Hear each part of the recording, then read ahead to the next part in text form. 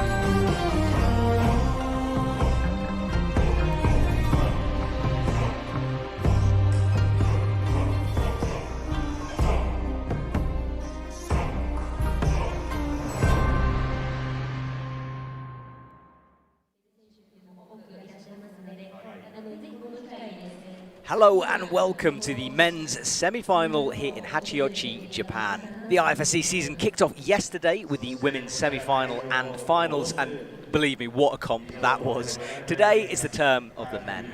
My name is Matt Groom and I'm joined once again by Mei Nagasako. Mei, you watched the women's final last night. Yeah. I know we're chatting about the men today, but we have to talk about that women's final because it was incredible. It was brilliant performance by especially Brooke Rabbitow. Yeah, so emotional here at Yeah. the stadium. I might have shed a little tear, perhaps. I won't admit to it. But it was super emotional, and we're hoping for the same here. But we reset. It's time for the men, and we've got 20 athletes out on the stage looking for just 6 final places. So it's going to be tense. Those are the boulders. And, mate, we were up there on the mats a couple of minutes ago checking them out. A whole mix of different styles on offer there. From this one here, where we've got a technical sort of arete style climb, toe hooking around the corner. Quite a physical boulder, that one.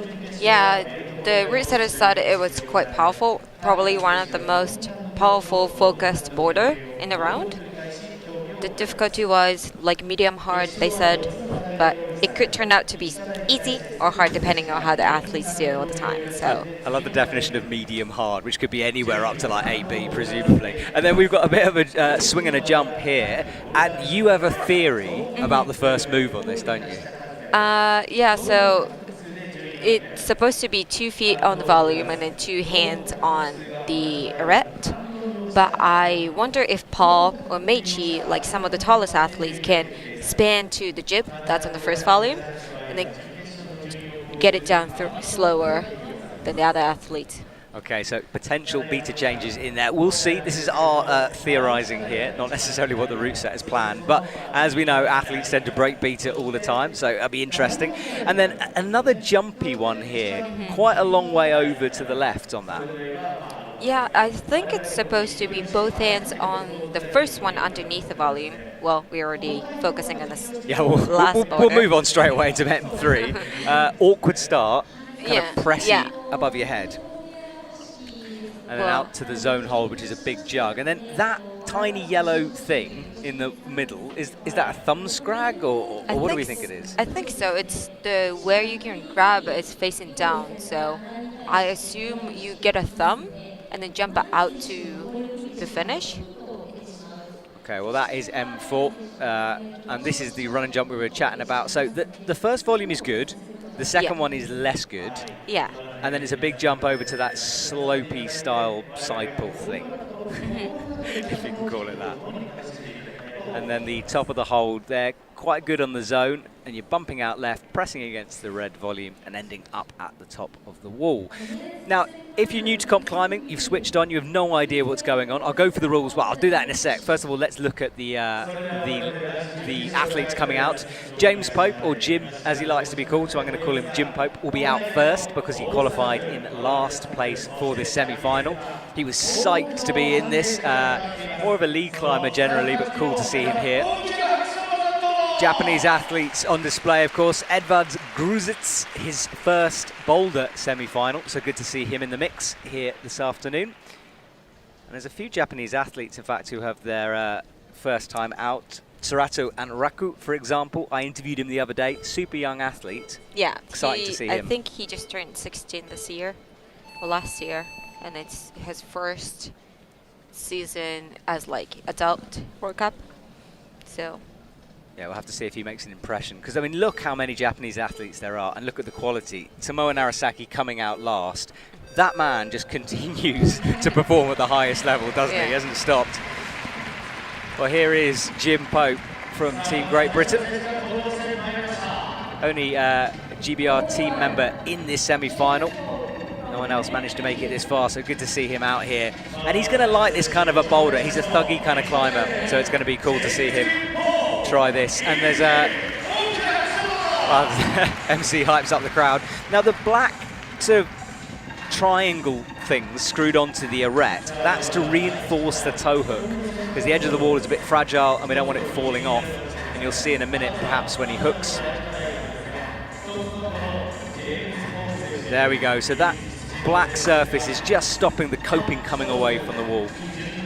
I also think that they didn't add any texture on the arete by adding that square thing or triangular thing.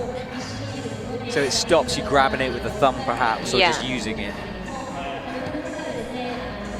Right, so Jim tried a few things there, went for the high toe, switched it back round to the arete, which is the intended beater. Just having a moment to check it out. So the rules, as I was saying, you start at the bottom and you can see the pink tape, one limb on every bit of pink tape. You continue upwards through the climb, and in the middle somewhere, or usually one of the hard moves, there's a zone hold, and in this one it's the white volume in the middle of the climb. You get through that, you go towards the top, and you have to match the last hold. There is the zone hold with the green. So it's that white volume, not the big purple one. And then the top right of your screen, you have to match that with two hands in control. So that's the rules, that's the theory. And if you've known it already, apologies, but it's good to go through it for new people to the sport. Jim is just trying to check this out. Mate, route setting wise in a boulder like this, is this a hard one to read, do you think, for the athletes, or fairly straightforward? It looks straightforward, and I think they will see it as a straightforward border, but it's one of the borders, so once you get on the wall, it gives you a question. Did the way I read was wrong, or was it correct? That's why I think we see a little bit of hesitation with how Jim's performing right now, because he goes, should I toe hook, or should I go right hand? Because both way probably looks possible, and like when you have such a long border like this, you want to at least get to the zone and think about to the top afterwards. So he's trying to make a move and further and further, but it's not quite working right now for him. No, it's not. And so it's kind of one of those climbs where you start to doubt yourself. You think, Yeah. might be a different method. Oh, that's a good shot of that crimp. Apparently they put it on the purple volume sort of for aesthetics, but also to make the crimp worse, which I find hilarious because it's a pretty bad crimp to start with, but they decided to make it horrible for the athletes. So Jim is just resting, 1 minute 35 on the clock. Do keep an eye on the clock on the bottom right of your screen. When that reaches the end, that's it for the athletes. They have to complete the boulder by the end of that time limit, and they got 5 minutes. Jim just adjusting with the right toe and going really high with the left. That was quite close. I think that's what Setters wants to do. So by moving that toe high up the wall, I guess it just allows him to lean into it a bit more. Yeah, that's correct. Right, so the minute buzzer goes. Jim struggling at the moment to get through this first move. It is a powerful one straight out. Yesterday we saw a slab for the women's first boulder, which we were like, oh, that's a bit nasty. That was. But so is it? I mean, I guess it depends on the athlete. Some of them prefer a big physical move like this. Others would prefer a slab to work their way into it. Oh, Jim goes right hand this time. But I'm not sure how he's going to move out of that, because the next one looks quite far. Yeah, I think Jim just trying something before the clock runs out there. Didn't work, and he's going to leave the stage. No zone, no top for Jim. Now a boulder semi-final starts fairly relaxed. We get one athlete at a time on a boulder, but by the end of it we've got, well, by the middle of it we've got 4 athletes climbing at the same time, and then things chill out towards the end. And obviously it's difficult to film everyone at the same time, so do bear with us. If we miss someone, we'll try to show you guys a replay at home if there's a moment that you need to see.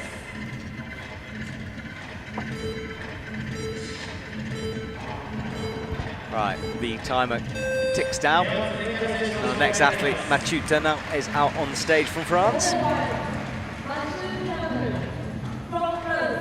He's one of 5 French athletes that made it to semi-final round. And yeah, there's lots of different nationalities represented here. As you said, 5 French athletes, 7 Japanese athletes. The men's semi-final especially stacked. And mate, you're very involved in the Japanese climbing scene. You know a lot of this. how difficult is it for selectors to pick a team? Because, I mean, there's so many athletes who are at that level. I think it's really all about luck and the style of borders and how you're feeling on the comp day, because not like the other countries, we don't really have a team selection camp. We usually decide who's going to be the national team depending on their results in the Japan Nationals. So I've seen Yoshiyuki Ogata not making it to semifinals and not making it to a team for a couple of years in a row.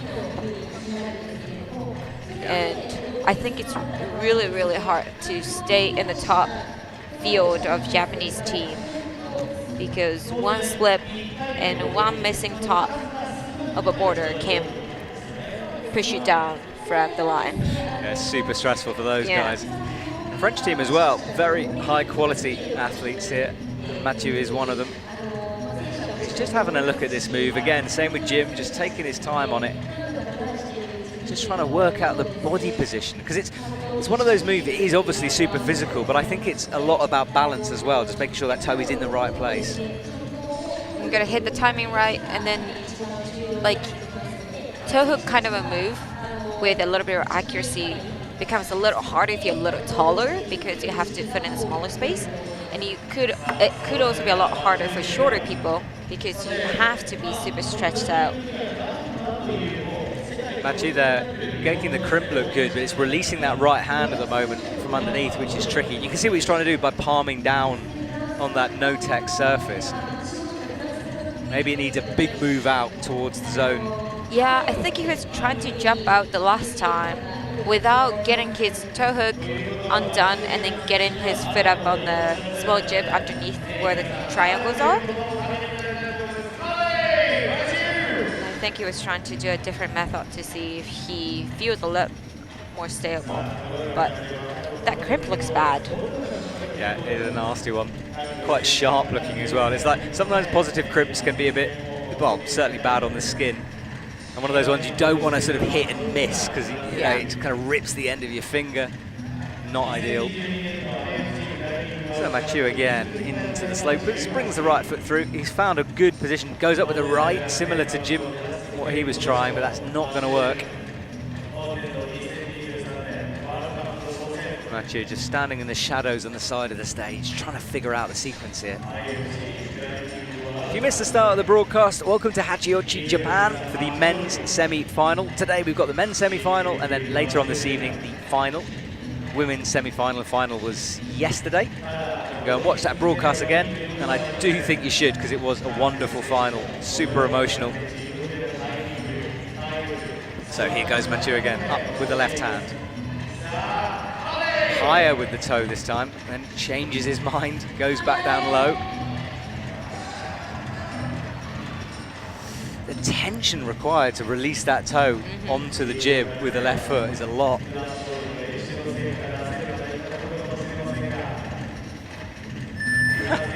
As a sip of water, you don't often see that actually. Good to stay hydrated. And Mathieu takes a deep breath with 47 seconds on the clock. Has a look over at the clock. The athletes do have access to it. It's on both sides of the stage, and there's 3 clocks on top of the boulder wall as well, so there's no excuse for running out of time, really. In fact, I can see 7 clocks, I think, or even more clocks around the stadium. A lot of clocks. Right, into the toe once more. He's nailing the position on that one. It could also be the pure finger strength too, and he's got the tape on his left shoulder, so he might be feeling a little comfortable moving off of it. Yeah, good point. It's a real left arm intensive move that as you cross through. Okay, so we'll have 2 athletes out at the same time. Meichi Narasaki is out next. And you were saying quite a long span on Meichi, what, 2-something meters or something? Yeah, I think he has 2-meter wingspan and 6'1" for his height. Definitely one of the tallest Japanese climber.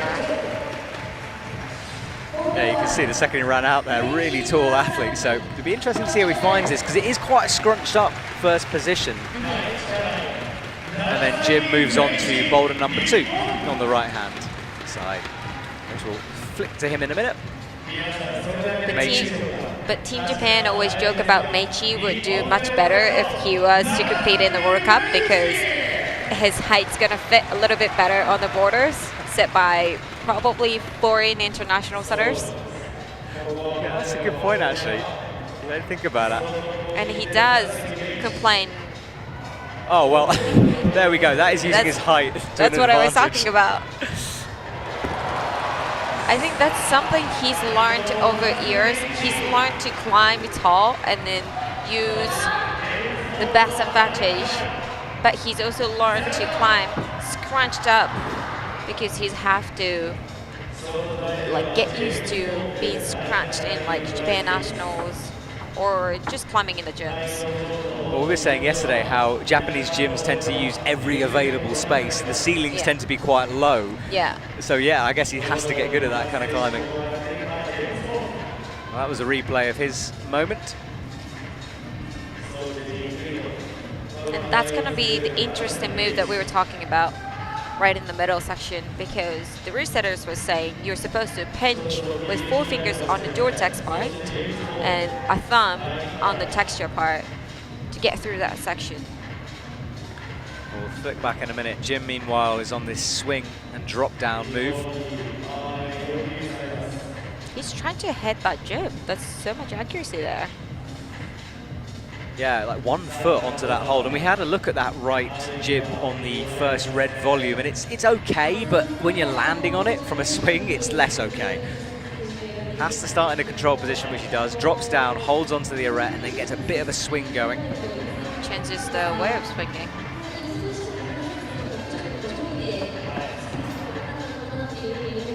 Jim trying to figure this out in the air.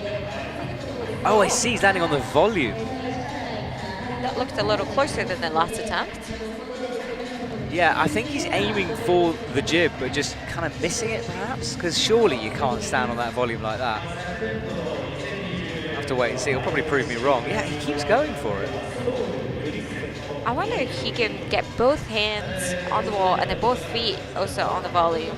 Maybe that'll make him stay inside the wall a little bit better. Yeah, and then perhaps press as he's landing on that right side.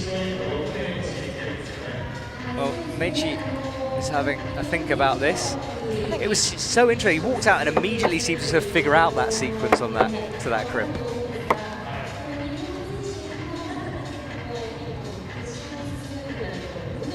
So let's watch again as he pulls on. It's a whole different boulder, isn't it, for him? Into the zone, and you can see the scoring on the bottom left of your screen. That box next to M1 that fills up halfway for a zone, and it will go all the way yellow if they get to the top.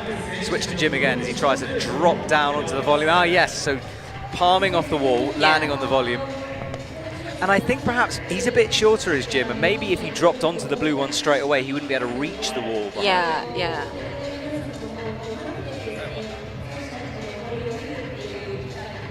Well, he's got a minute left, and it's one of those boulders that isn't particularly tiring. I know there's a bit of swinging, but you can have multiple attempts, and that was closer from Jim. And I think closer it gets, more tiring it could be, because you have to actually try to stop yourself. And just the crowd gave a bit of a roar there because he was on fractionally longer than the time before, so every attempt he's getting closer. Let's stick with Meichi though when he reaches up again into the crimp. We only have 38 seconds left, so it will probably be his last attempt, and he slips. Yeah, he calls it a day. So zone for him. There's a cheeky look over to the next boulder as he's leaving, fair enough. And Jim also, I think. Oh no, he'll keep going, 19 seconds. I mean, it's gonna be enough time to probably secure the zone if you go quick. Oh, and he is on this time. Ah, so close. Every attempt he got a little better. Yeah. Maybe he had 6 minutes, he would have figured out to the top. Absolutely. Time limit is such a big factor in these competitions. All right, well, that's 2 of the boulders out of the 4 we've seen. Interesting moves so far. Mejdi Schalk comes out from Team France. his teammate next to him, Mathieu. Yeah, we have 2 French athletes lined up. Now Mejdi is up and coming, and he's just checking that he can use the side of the volume there. Usually it's taped if he can't. Mejdi had a good season last year, and he's got potential to regularly make finals, but consistency was a bit difficult for him, and something he's trying to work on.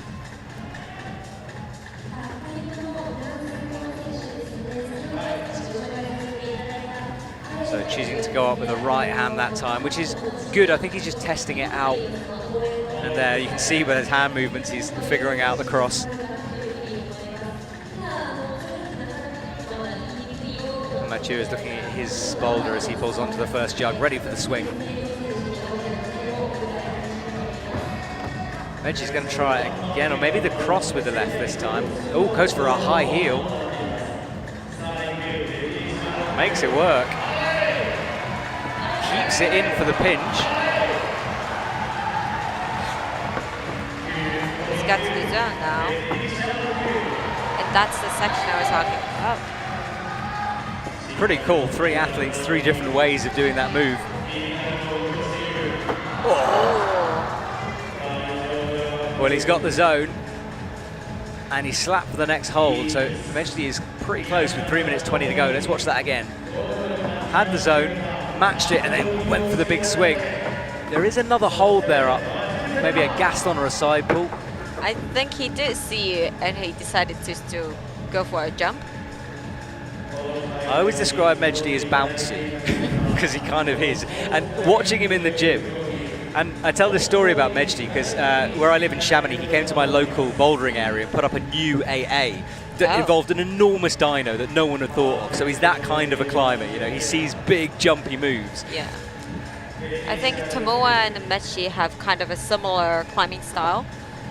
And probably Paul and Meichi has a probably similar climbing style. So it's good to see 2 different countries having 2 different styles of climbers.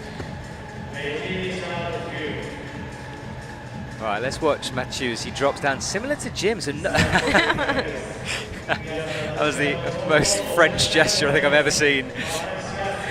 Mathieu just having a go at the blue hold there. What do you think he was trying to say with that reaction? I couldn't possibly repeat it on the live stream, far too rude. Swinging, dropping down to the volume, and just, it's like the blue jib is a little too far down to get to.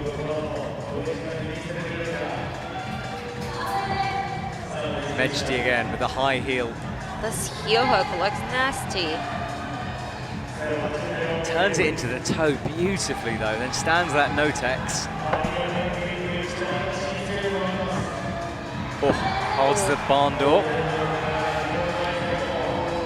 Stands in one of the holes.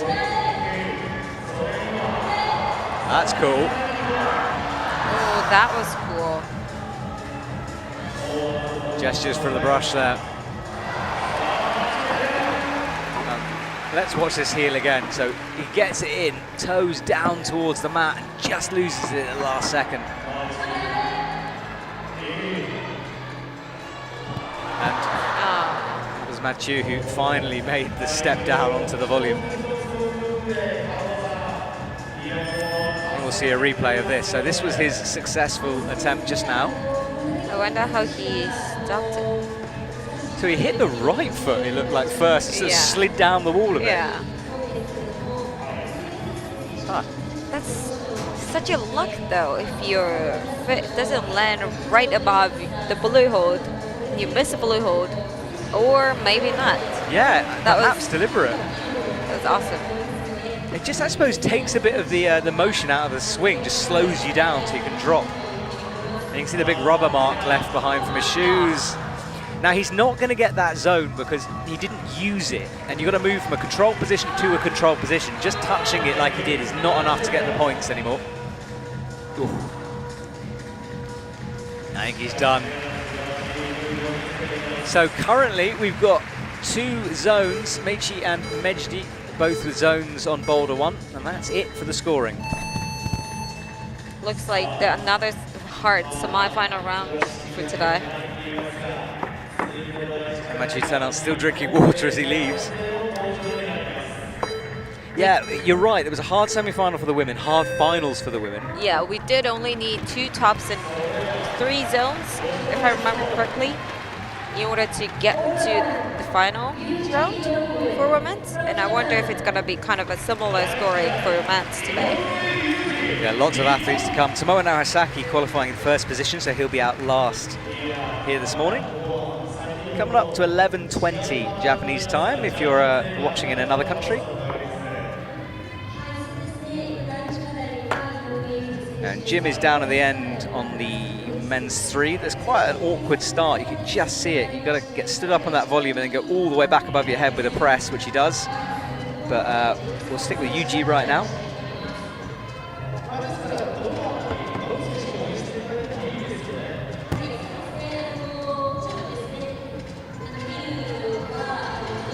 There is Jim. It's only his 6th World Cup in Boulder, and getting this far is his personal best. That move, it made my shoulders hurt when I looked at it. It's a long way back. You can't really tell. Well, there you can tell better. Really curved, awkward position, painful for the back. And then you've got to fly out to a big jug, but it's a long way behind you.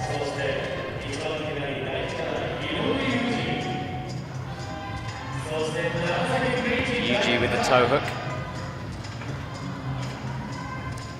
Every time someone slips off that crimp, I wince, because I could see how sharp it was.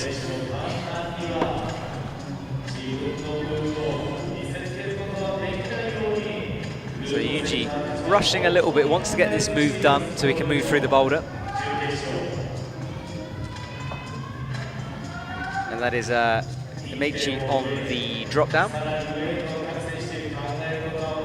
We haven't really seen much of this. Now, we thought there was a possibility to maybe span this, and I know what you mean, he's close to it, but oh, he gets it this time, and he lands on the jib. And then, oh, the delicate creep across to the zone. Nice foot swap there. And he's going to get the points on this. Yeah, there's a small red jib that you can only fit maybe at most 3 fingers in. And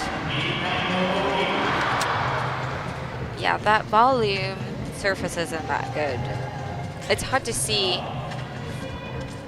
from that angle right now, but yeah, we were discussing last night for the women's final. One of the route setters took a bit of sandpaper to the top of one of the volumes and just took off a bit more friction just to prevent a mantle. So they really do think about this stuff, and it might have happened on that one as well. Jim turns around facing the audience. Maybe he's trying to go all the way around and then he turns back again. He's just having a little spin out there. It is such a weird come out move here. Oh, that was so close. Jim, a big trad climber in the UK, does some really scary routes. A big fall potential, so he's not much that relates to bouldering in any way, but it kind of reminded me of one of his big flying dynos. Not getting it that time. It's interesting, even when an athlete gets, sometimes with those coordination moves, once they've got it once, they sort of have it in their body. It doesn't seem to be one of those boulders. Yeah. So. This was Jim's spin just now. I think it's the replay. Yeah. It was such a close attempt for him.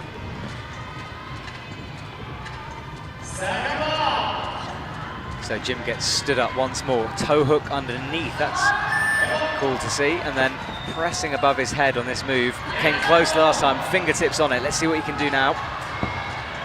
Oh, now pulls it back. Right, he's aiming towards one of the smallest holds I think I've ever seen in a World Cup circuit, which is, I mean, it's so small you can barely see it. But first of all, there's a big sloper to press into. And then the thumb sprag is possibly coming up just above his head. He's going to get that drop knee in, but he can't see it. That's the horrible hold. Oh, that's not going to work with the left, surely.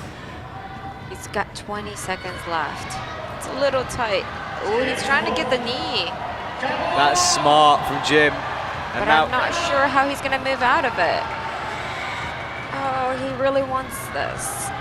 Oh, I love it when an athlete uses the knee. Yeah. Absolutely love it. I know it can be painful, but I remember when I started climbing, I was told, don't use your knee when you climb. It's like, you've got to use good technique. Yeah, that's what I was told. And then it's sort of one of those silly things you get told. And in reality, use whatever you want. You know? Head, face, it doesn't matter. Don't hurt yourself, of course, but yeah, I like to see it when it happens because it just demonstrates you can sort of think outside of the box a bit. Jongwon Jeon is on from Korea on the left, and then Mathieu gets this horrible pressy thing. I watch him trying to figure this out. He is taller than Jim, right? Yeah, I think so. So it might be a bit easier for him. Or maybe not. I mean, you have to be quite scrunched up in that first position. But I don't think he's outrageously tall. I'll tell you what, I'll find out. Give me a sec.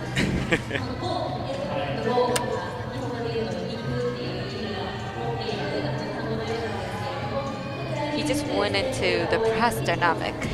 And it didn't look like he liked it. Well, I'm trying to find out, but we haven't got any height information on Mathieu, so I do not know. But let's switch to Jongwon.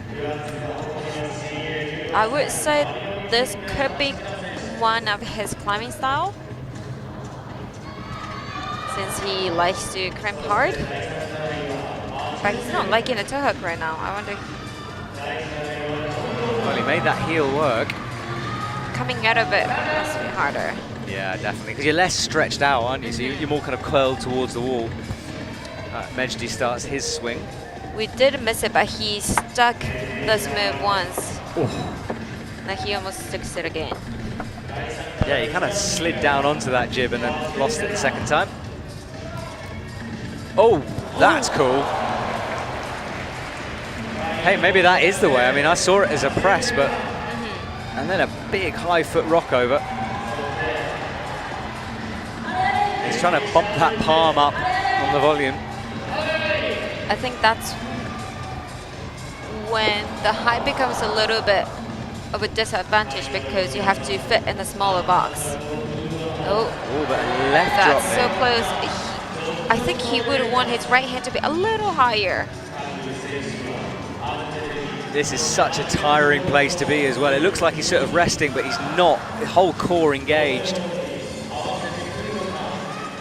Whole body engaged, really. Jongwon goes for the heel once more, gets it in. Let's see if he can release it this time. He did heel hook a little lower so his body can be in a better position to jump out. But I wonder if he can figure out, like if he can try to heel hook on the left hand. Well, Mejdi's on the slab. Now he's got to maneuver over to the left, leave the safety of that wall with the right hand. It is interesting to see kind of a height difference between Mejdi and Meiji, because Meiji was always reaching out to the zone without really doing that balanced stand-up move Meiji had to do. Yeah, true. It's like another move. Well, he did the similar thing with that first boulder as well. Yeah. Just reached through a move. Fingertips on the jib.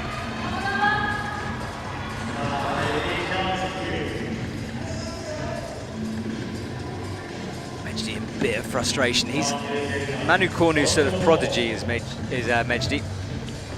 The two of them climb together a lot, and they have a fairly similar style as well. That's the hold he's going to. Oh, he's got his right hand a lot higher than the last attempt. I wonder if he can get his foot up this time. Look at that nasty drop knee. Oh, my MCL is screaming. Right, he's trying to get that reverse, that back heel thing. Yeah, I think the problem here is like higher your hands get, closer your hands get to the wall.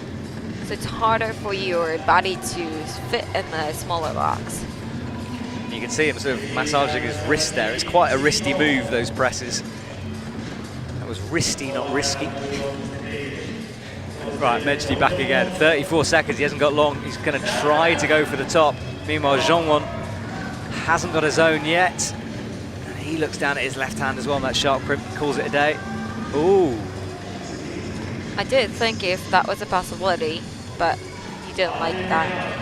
I mean, the thing is that left foot is so good that it makes you want to use it. It looks sort of physically impossible. That it's like, how does your body bend in that direction? Yes. Wow. I think the reason why he couldn't jump out on the men's 3 after the press was because there is a steep angle change on the wall, and the finish is a pocket.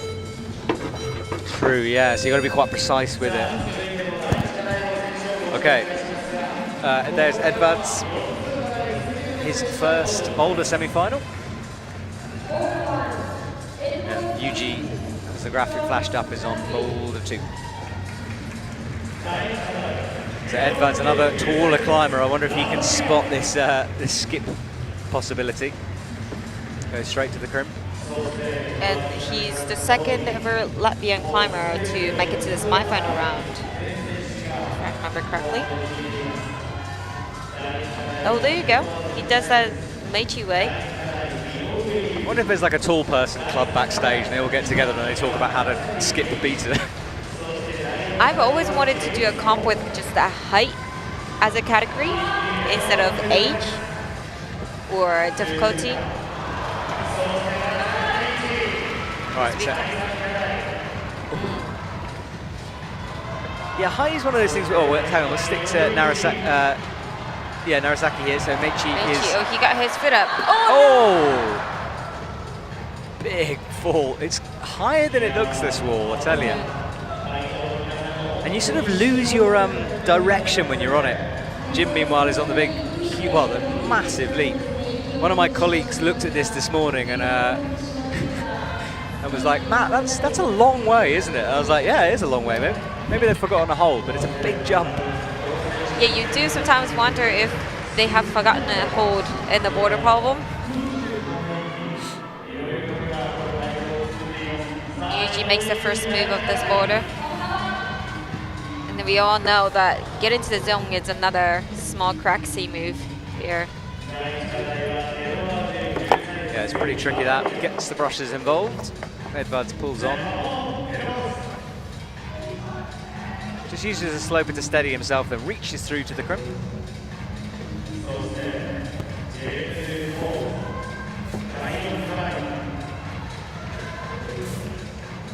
Everyone's trying to stand up. I know, I was about to say, what is he that? He's looking down at his feet like. I think it's a bolt hole on the volley because Setters didn't block it. Lands with the left foot, and that left foot keeps popping, and he finds the right at the last second. So I heard that it's possible to go to zone with your left hand as well, but you would have to match to come back down to the volume again to press. So, but I haven't seen anyone doing it. Now Meiji Narasaki, this move is the one that I thought he might struggle with because it's quite scrunched up. I like how he's starting face out though. Ooh. Jim trying the double clutch style move, just briefly getting that hold and then jumping up towards the zone. He's getting closer. Now watch this, left foot down and then it always goes, this time it doesn't. He's probably the most like secure person to do the first move on the second border so far. Yeah, he seems to consistently get it, which is good to see. But for all that, he hasn't got the zone yet, so he needs to get that to get on the board. Let's just watch Jim nearly get to Edvards as well as back to that zone. Tries the match, but the foot lets him down every time. You want to move out of that to pinches, but the foot is so bad. Meiji's trying, having a hard time finding the position. I didn't see how he did it when he got through that move, so I wonder if it was the same. I think it was the same, and then I don't know why he's not trying facing in move. Yeah, he keeps doing that. I guess because it worked that first time, maybe he found it easy. And as you were saying, it's hard sometimes to pull yourself away from beta, you know? Yeah. Right, Jim though. Oh, this time he gets it. Jim's, this competition for him, every time he gets closer and closer, but he hasn't been rewarded for it yet. He's got one zone at the moment on Boulder 3, so. Yuji goes again. Every time he gets that move, it's the next couple that are messing him up at the moment. Wants to get that zone, otherwise none of this is worth anything. Might be his last attempt at this. 18 seconds on the clock. Well, he touches it, but it's not going to be enough. Is he going to go again? He is. Takes off the chalk bag. Lose the weight, mate. Has a swing. Left foot. The bobble, and it's a no-go. Jim as well doesn't get it. Close from everyone, but no one putting a boulder together yet. We still haven't seen a top. It's okay, we still have 12 people coming up. Yeah, I think we'll be all right. We can build this slowly. And athletes often say they want to fight like this. Mikael Mawam comes on. Ooh, 3 French and 1 Korean. Yeah. So part of the 5 French team members, as you were saying, in this semi-final.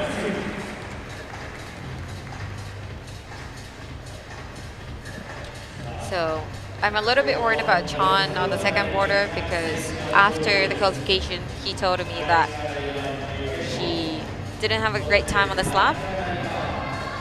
He was like, I want to live in Japan, I'm so bad at slab. Well, you were saying he trains here quite often. Yeah, he used to come like once every other month. We swapped to Majid Ternan here because he's into the zone. You can hear the crowd there, so our camera guys quickly flipped over. He gets the heel in. Do you think that was a flash attempt? Yeah, I think it is a flash on this, yeah. Palms on the left.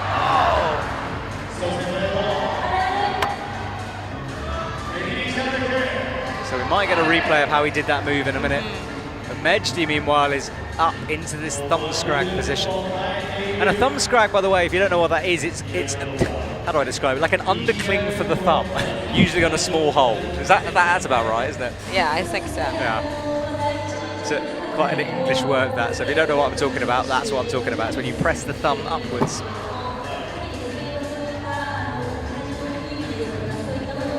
Mikael, meanwhile, we haven't seen too much of him on this. Out to the sloper. And I think he's reaching through as well. Oh, and he's going for a big jump. Ooh. Wow, okay. I wonder if that's the method he's been doing, or if that's the first time we've seen it. I haven't caught his attempts yet. Well, we did see, I think Matthew or Jim trying that move, but we were also talking that it's going to be really hard to move out of it because you're so spanned out. True, yeah. I wonder if Mika has tried to get to the crent, because he's also a long climber, not the tallest. But it's really nice to see Mika back on the stage. Right, let's stick with Mathieu here as he starts on this. The first volume is really good, the second one is not at all good, though it looks the same on your screen, they are different. Oh, wow. Oh! That's about as coordinated as you can get. Left foot on the jib, slams out towards that 360 hold, which is going to be taking his skin. Mejdi is close, he's got the right foot up. Oh, finds the thumb scrag. Right, he looks kind of set, but he's still going to jump to a pocket. Come on. And he's in! Oh! In and then loses it. Wants a brush. Let's look at this again. So he was pressing. Look at the muscles standing out. It shows how much tension's in the body through there. So close. The finish is kind of similar to what we saw in the women's semi-final first quarter on the slab. It was a slotted pocket. And I think it's kind of the same thing. Yeah, it's actually bigger. When I watched his right hand get into it, it's kind of cupping into it. So it's not bad, but it's blind as well, because you're underneath that overhang. Mathieu is slightly different, a bit more. Oh, gotta be careful. Good save on that. He's been wanting to put heel there.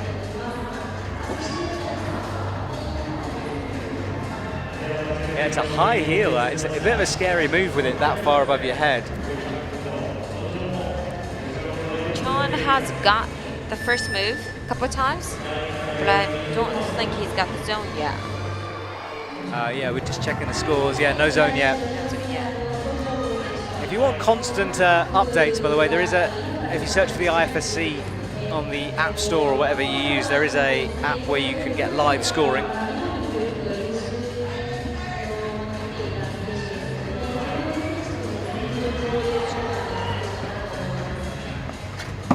Oh, Mikel pops the foot, punches the wall. We have got microphones, by the way, behind the wall, which is pretty unique, so you can really hear the slaps and bangs and brushes. We have 20 seconds on the clock. Let's see again on the last move. He's got the foot. Wants this. Yeah, he really does. Gets the right foot drilled. He's only got 5 seconds though. Ah, close. He's close on every single boulder, hasn't he? Yeah, I think Meiji and him has been the closest on every single boulder, and it must be so frustrating. Yeah, for Jim as well. I keep thinking of how close he came. It's one of those rounds where it's just putting it all together can be difficult. Yuji is on M3. And there is the score. So we get to see who's in first position. It's Meiji at the moment in first position. Now this score will change quite a lot. We've got a lot of athletes coming through. So not too relevant right now, but it's good just to have a look at it. Remember, we're looking for 6 climbers making it through. Keep checking in with that score. So as we can see, no tops, 3 zones the best score at the moment. And Meiji actually flashed the zones on 1 and 3, which is why he's on top. Oh wow, is he kicking back down towards the start? I think it's a little bit too far down. We have Sam. Leo, No, Leo. Leo. Sorry, Sam is his brother. Right, so Leo again, one of the taller climbers, might think about missing into the crimp. And Edvards, well, no one's spanned that gap yet, but I'd love to see it happen.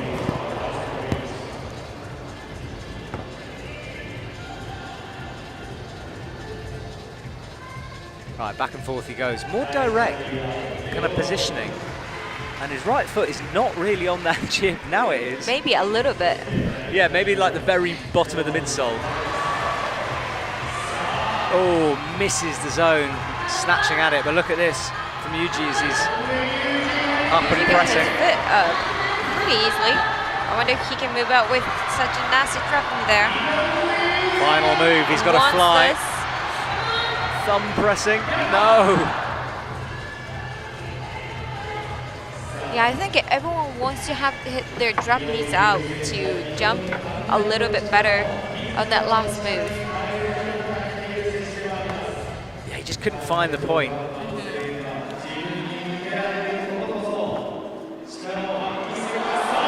Meiji just stuck a zone with one hand. Yeah, he was flying through the air there, really horizontal. He almost went sideways. Well, he's up now towards the top hold. Final move, pops out with the left, drops it. That was so close. So close. Goes down on his knees. Bit of despair going on there on the mats. Look at that move, flying. Look how high his feet went above his head. He does have 2 more minutes left, so it's definitely possible for him to do another good attempt again. Yuji's up again. Yuji also has like a couple more attempts left. I do know that finish hold because the company I work at distributes Squadra in Japan, and that's one of the worst pocket series that Squadra holds have. So what makes it a bad pocket? Like, what about the shape of it? It's really blind if you are super underneath and you're into the wall. And then once you throw yourself into it thinking it's good enough of a pocket, it's not scooped in deep enough where your fingers stick unless you don't jump out too far. Oh, I see. So you want to sort of go up and into it rather than out. Okay. Yeah. We'll keep an eye on that in a sec. But Edvards is into the zone. Finally, he's going to get some score. Oh, but then pops the left foot. Okay, 2 zones for him. We haven't really seen Leo trying the N1 right now, but I think he's also been struggling to get that cramp. Well, there he is now. So with a minute to go, the crowd start to shout. I think he usually just asks for the crowd. So he was hyping out. Now this is the pocket you were just talking about, so it's better to go up and into it rather than out, and that's what makes it difficult. Looks like he's going for a huge jump, not of that, into the thumb scrag. Sets himself. Such a big fall as well. Almost whiplashing, yeah, and you can see grabbing his neck. Nasty. Big commitment required from that. Everyone's so close and everyone's just a little bit far out from the top. She's swinging around, trying to get the zone. Edvards gets the zone better. That left foot, that's what popped before. Stands up on the slab, but there goes. Well, he's smiling. I think he's enjoying himself out there, but tough stuff.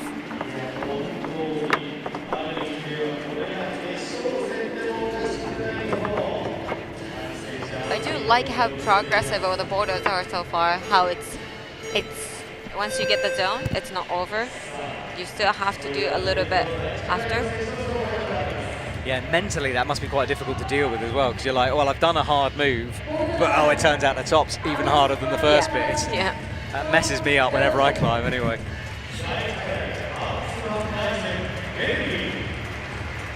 So Hannes van Duysen is out. Strong climber here from Belgium. His teammate Chloe Collier didn't make semi-finals yesterday, knocked out in qualifying, but she'll be back next week. Circuit flies off to South Korea tomorrow.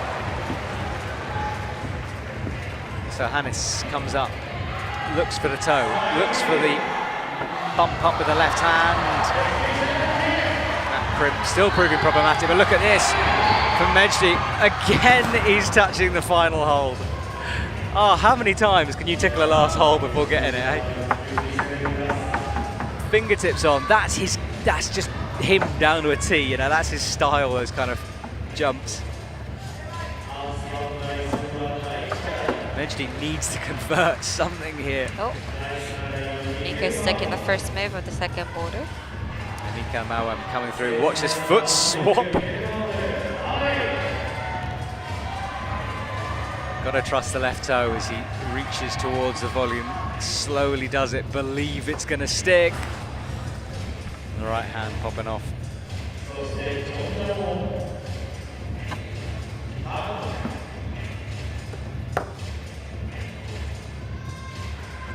Jongwon out again. Oh, close. I love the fingertip style of that hold. When he's going out, just got the ends of his fingers onto it. It looks so dramatic.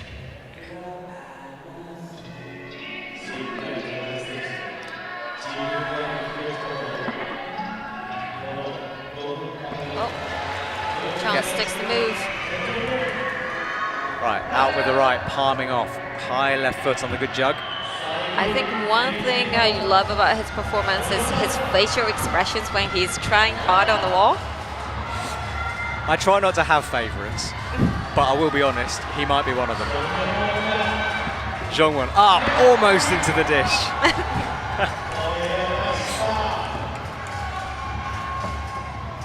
Let's watch a replay of this. He was pretty close then, actually. He was, and I think he went too high into it. Yeah, kind of hit it on the way through. Mejdi again, come on. The last move.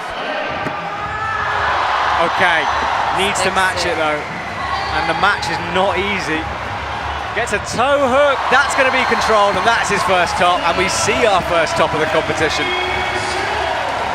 And that might be absolutely vital for the finals, considering how low scoring we're seeing.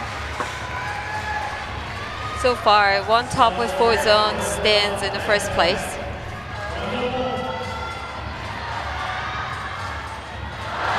That was Mejdi's match. How he made that toe work, I don't know. Really cool to see. We did just miss that, but John topped the third boulder. Yeah, he came down. Well, here's the replay of it. Oh, he's topped it. He stopped it. Ah, brilliant. Another top. And that's why we love him, because he's hanging around up there. Just look at it, chilling out on the top of the wall. But the only thing I always worry about, he's missed a match in the finish order before. Yeah, true, actually. Yeah, Manu Cordu, remember that? Right, Miguel swings, drops down, bobbles off with the left foot. Miguel has made that move, but he still hasn't got the zone. Yeah, that zone really tricky. Well, there is the rest of Team GB and Jim sitting there with them. That's Toby Roberts' dad there, who is one of the best dads in climbing. Shout out to him. Miguel Manuel lands right on that jib. What precision that is. Because it's a long way. You can't really see on TV, but it's a big drop down and kind of around a corner as well.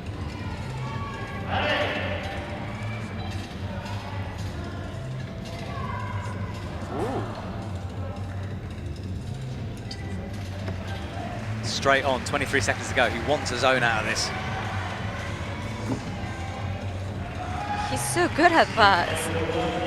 He was in the local gym to this climbing wall, just jumping around. Like, as I haven't described, he was just finding stupid jumps, linking boulders together. So he's obviously been practicing for this. Oh, now he's not going to get that zone as well, so no score for him. He was the last athlete, a bit of a lonely figure as he's surrounded by brushes. Right, so this is Zhongwan's top again, which I want to see again because I missed it live. So right foot out, thumb scrag, gets himself set. This is a big top for him as well, because that just bumped him into the second place. Yeah, so Meiji is leading the way, followed by Zhongwan at the moment. And then Meiji Narasaki in third as we see it. Edvards, another one who's going to have to scrunch himself up into this first position. Sticks it dynamically. Now he's trying to see around the corner. Oh, look how high that foot went. He didn't even almost have to cut feet. But this Going a might be really different way. hard. Well, he's Yeah. got to, I think. Surely he can't fit into that space. I think that's the thing about taller climbers. People always think that taller climbers have always all the advantage, but then they also have to fit in a smaller space. Well, I always reckon we talk about height a lot because it's relevant because of the way you climb the boulder. It doesn't necessarily make it harder or easier, it's just beta that changes. Yeah. That's Yannick Floe we're looking at now, who straps on the chalk bag.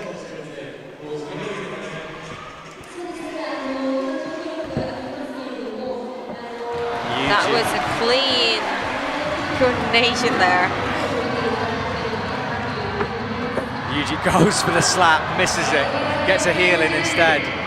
Oh, really rushing through this. He can take his time. He's got 3 minutes 20. I think that's how much he wants it. He's such a passionate climber. Is that what it is? Because I was wondering. Cause I hope he's not over-rushing it, because he's frantically right now brushing the holds, and maybe he just needs to calm down a little bit.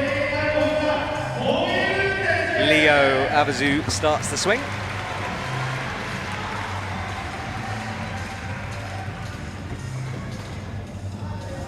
Almost sticks it. That was close. Oh, look at that right foot. It almost spins him around. So he palms out, left foot. Gets foot in. The thing is, if he can stand up, he's going to be a lot closer to the top hold, which might help. Yeah, but then it's going to be harder for him to get his right foot up there. Oh, he's got the heel. Look at that. Well, That's a different way. They can fit in the box. Oh. But then coming out of it, look, yes. Yannick gets the crimp. Good precision from the German athlete. Look at that.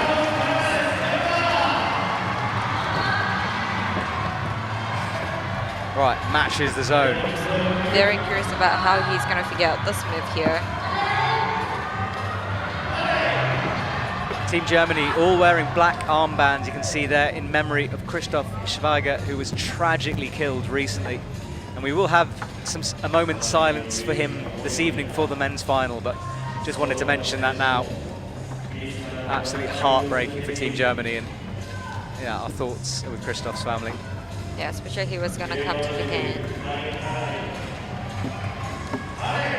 Leo palming off the wall, and that wall on the right hand side has kind of been painted with almost a no-tex paint. Yeah. It's really smooth. Oh, I love that creep. Misses it sadly. I think he just took his eye off it at the last second there.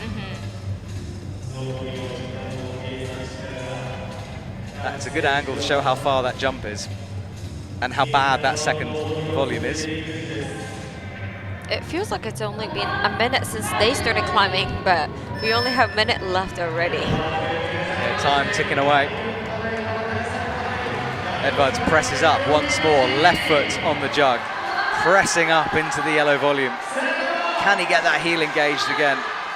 He tries to, reaches back. Oh, he's got the toe on. Really good flexibility from him. I wonder if he can move out of it. Ah, he's trying to cross through into that pocket. He's going to stop with 35 seconds. Yuji off screen got very close just now.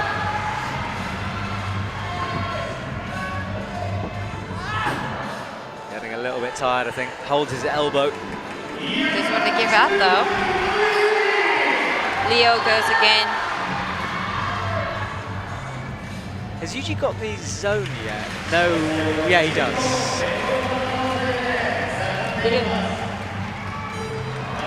That is a zone for Leo. That is a zone.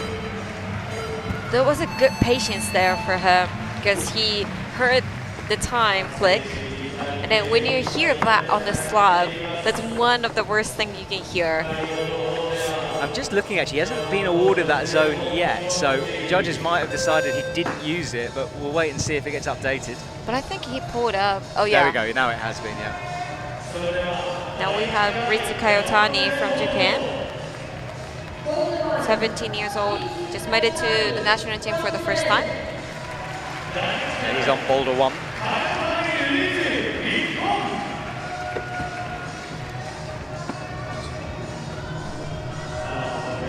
Jongwon looks at this jump. He didn't like the slab, he might like this better.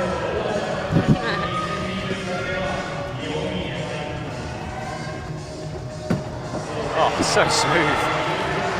If he gets this though, by any chance, that's a big two tops for him. Yeah, true. Could we see Jongwon in a final? That'd be good, wouldn't it? So he knows he really wants it. He sees the top, but we know it's a hard last move. Oh, he's matched it. Awesome. That's a clean flash for him. Yeah, he deserves that moment. So that's two tops, and yeah, right, a flash. Yeah. So big deal for the awesome. final. As a best friend of him, I'm really happy for him. He's had hard years of training lately, so. Oh, he could try a different method here. I think Edvards tried to do that way as well. Yeah, he certainly looked at it. Yeah. Decided it didn't work. It just looks like people with longer legs have a harder time to drop their knee in there.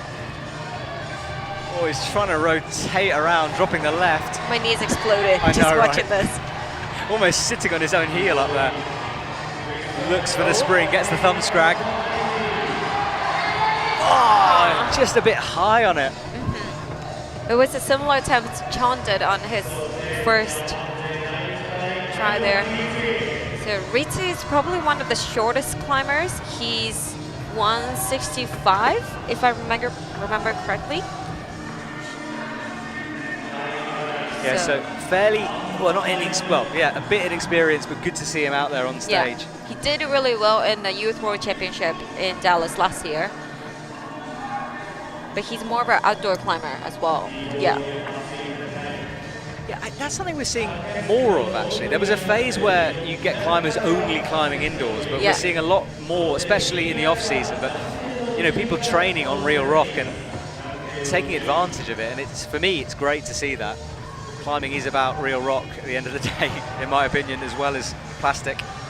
Yeah, I remember athletes talking about Ritsu, and then when everyone was prepping for the comp, because we had combined nationals coming up. He was just climbing outside, projecting. If it works, it works. Mika looks up at the zone hold. Spending a long time looking at the sequence, trying to work it out. Hannes again towards the zone.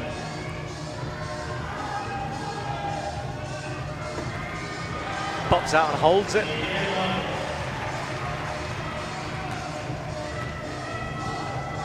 And then stands up and presses. That's the move everyone has been struggling of, just transferring over into the top of the volume.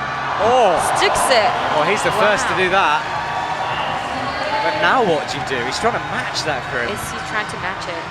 Now there's no texture on the top. He's trying to crimp the back of the volume. We were talking about the finish hold being relatively good.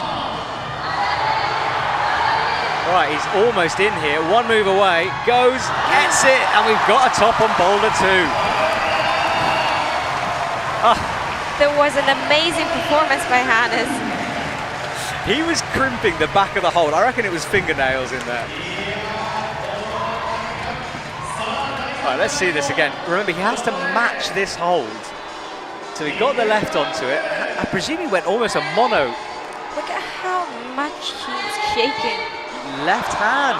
Ooh, maybe that's the way. Well, we saw Jongwon got it with the right. Yeah, but he is a little bit shorter. And I think once you're taller, it's a little bit.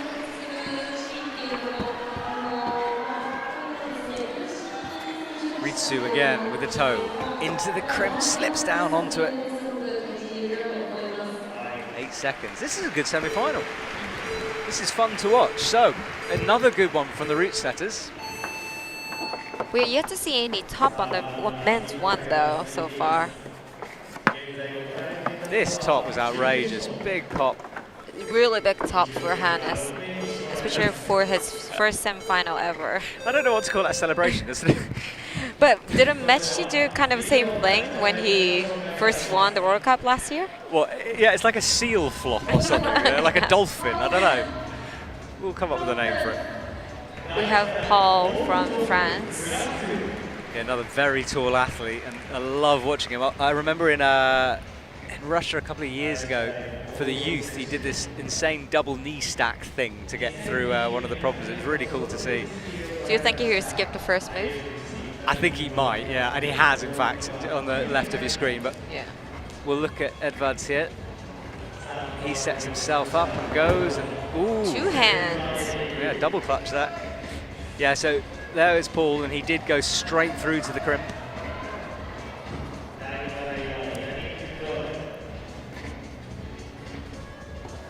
Grabs the brush, makes sure that sloper's ready. And Leo goes big into the zone.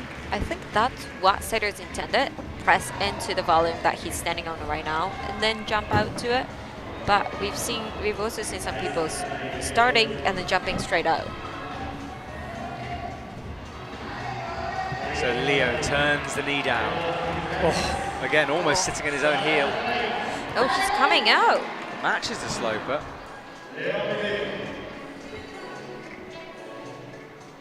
Yannick gets going again. 2 feet down onto the volume. Goes right back on. Well, we're saying it's not that tiring, and I guess he's just thinking, if I keep going on this, at some point it's going to stick. That is true. Edvards into the zone. 2 hands on the half-moon style hold. Thumb pressing onto the no-tech surface. They all want to kind of get their heel up. Oh, and he sticks it. Yeah, I think he's the first person sticking the move with the heel on. Maybe because he was taller? Yeah, I think it might be. And I was just saying the mic, the real bang behind the wall. Paul's back on it. Oh, doing the same method Mechi was trying to do. It just seems hard to move through that heel. You know, it's okay to stand up on, but going right is difficult.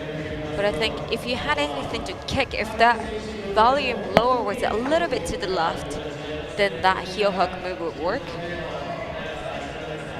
Yeah, it's tempting them, isn't it?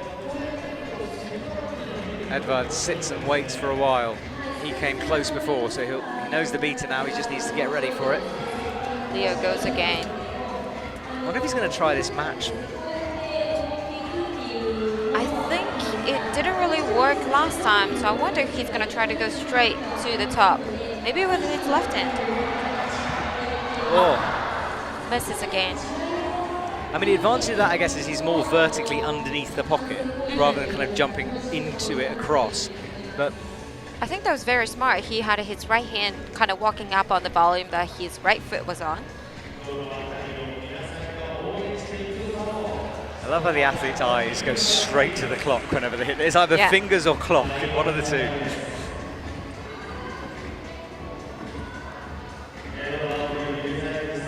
So Edvards up into the sloper.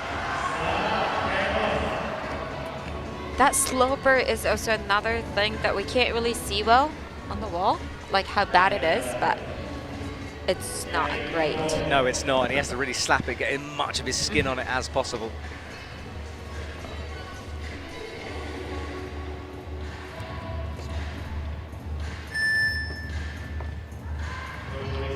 We have only 1 minute left on the clock, and Yannick just sticks the first move. Yeah, so he starts going out left now. But then we all know that get into the zone is another cracks. May, that left foot he's on, you took a picture of it because there's a red jib on a jib, right? Yeah. There are two jibs on top of each other, and there's another jib to add a little bit more surface that you can step onto it. May is a route setter. She geeks out on these kind of things. I gotta learn from something, you know. Oh, misses the left again, but really close. He went a little too far out left on the last attempt, and now he went a little too far right. And he's not going to have the time either to finish it off. 13 seconds, and everyone at the same time leaves the stage.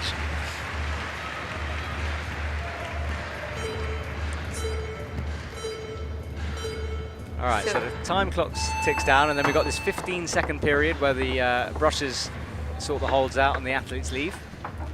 And for the results, we have 2 top, 2 zones, with John Wen-Chang sitting in the first, and 1 top 4 zones with Mechi sitting in the second. Yeah, still fairly low scoring here, and we're coming towards the last kind of, I'm trying to count here, 8 or so athletes. Andrzej Prahak up next with Slovenia. We have like 6 more people left. Oh, I'm glad you can count. I clearly can't. So Team Slovenia represented there.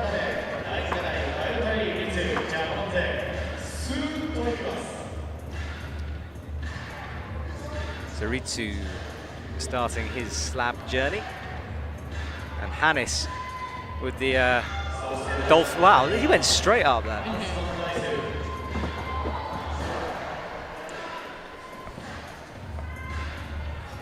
Ritsu starting the swing. Yeah, you can see the difference of the size by them swinging, how close their legs are when they're swinging. And it's going to be interesting to see Paul right after Ritsu, because Ritsu is probably the shortest person. Well, Hannes 6 in move and then men's 3.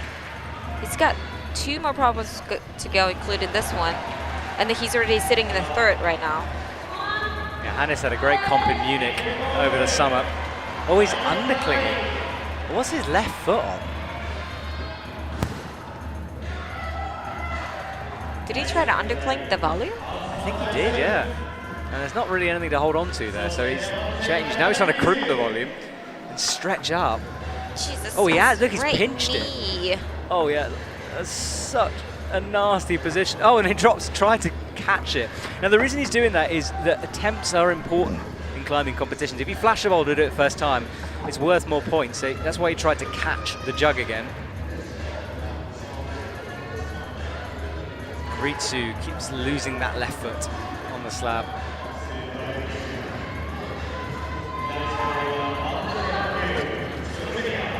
Andrzej misses the crimp.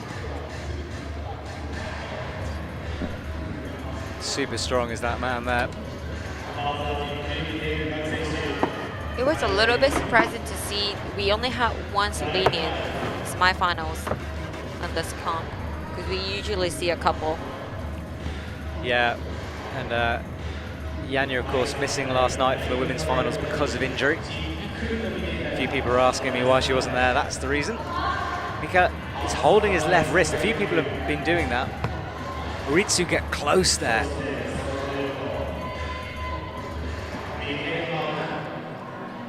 Mika just taking his time here.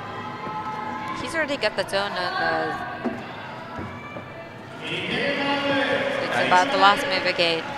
So coordinated, isn't he? Just flows through those. Oh! So he had the low heel, he lost it, caught it with the toe. Hannes again. He's trying the different method now. Yeah, and he's left a bunch of chalk on that pinch. I wonder if that distracts anyone else.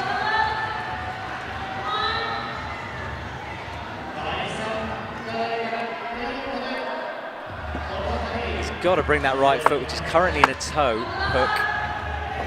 Oh, presses. Right, he's in the box. Gets it. Oh. Nearly. Very close. And remember, May was saying how bad that pocket is. Let's watch it again. Sets himself up for it. He wasn't close as to sticking to it, though. Look at his facial expression there.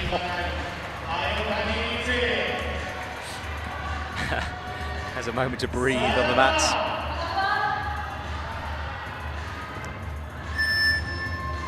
He's crimping the edge of the volume right there. Oh, oh, that bobbled.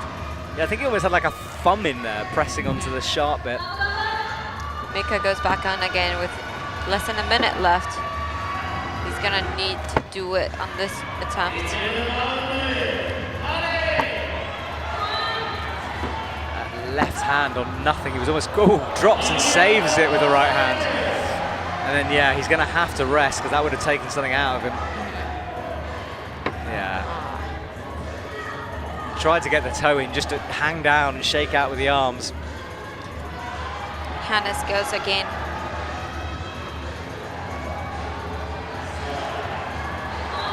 But oh, how? How did he not hold that? In 4 seconds, he's not going to have time to do it again. He's going to have to leave the stage. He doesn't want to. well, Anzu just got the zone on the first border. Oh, and he's limping a bit there. I know. On that I leg. think his right ankle's taped up. I wonder what happened on the qualification round. Yeah, there's been a few athletes fighting through injuries here. Camila Moroni, for example, was sick during the semi-final. Yeah, you were talking about that. Yeah, she put it on her Instagram, and I think it was a high temperature she had. Right, Serato is out. His first time in a semi-final. This will be a PB whatever he does. 16, up and coming. He's probably the one athlete that the senior Japan national team have always talked about. He's been in like local competition since he was 8. I do remember seeing his name, and he was always first place. Yeah, we've actually featured him in a video coming up soon where we look at athletes to watch, and he's certainly one of those. And he just easily got that zone. Look at Paul. How close his legs are on the mat. Yeah, you said to check that out compared to Ritsu earlier. Yannick easy into the jug. Zone flashes up on the score. He's sitting in 9th position. Right foot out, starts to press. He touches the pinch as well. I wouldn't have even seen that pinch, you know. It doesn't really exist, does it? I think some of them are trying to get there to adjust their right hand on the press to get the right foot up on the press. Or rotates through with it, tries to kick the right foot up.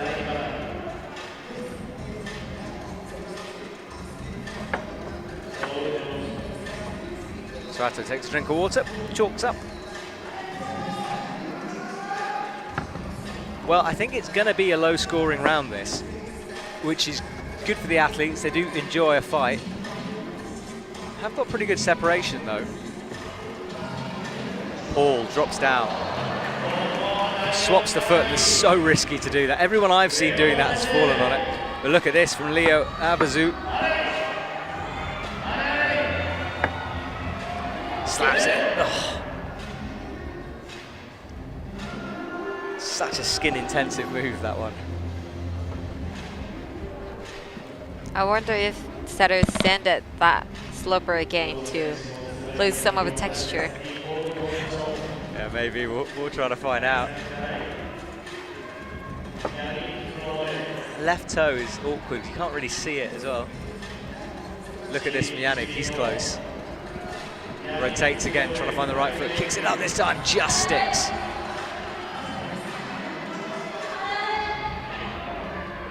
Finds the thumb.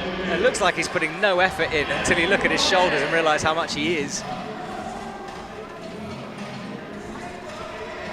Paul's past the move.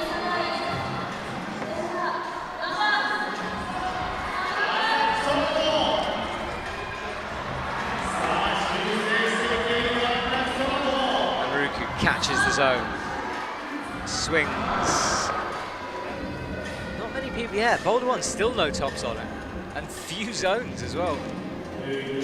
I just remembered the setter talking about pogo on that move. So maybe that's the intended move. When you say pogo, what do you mean? Moon kick? Well, like swinging the foot. Okay, I'm with you. Yeah, maybe you kind of touch it and go. Nice. Yeah, no one's figured it out yet. Paul drops down and then tries the foot match. Now he makes it work. Oh, he's going to the zone with his left hand. Real confidence in that left foot, considering how bad it is and how many people have fallen off it. Well, we know it's possible, this.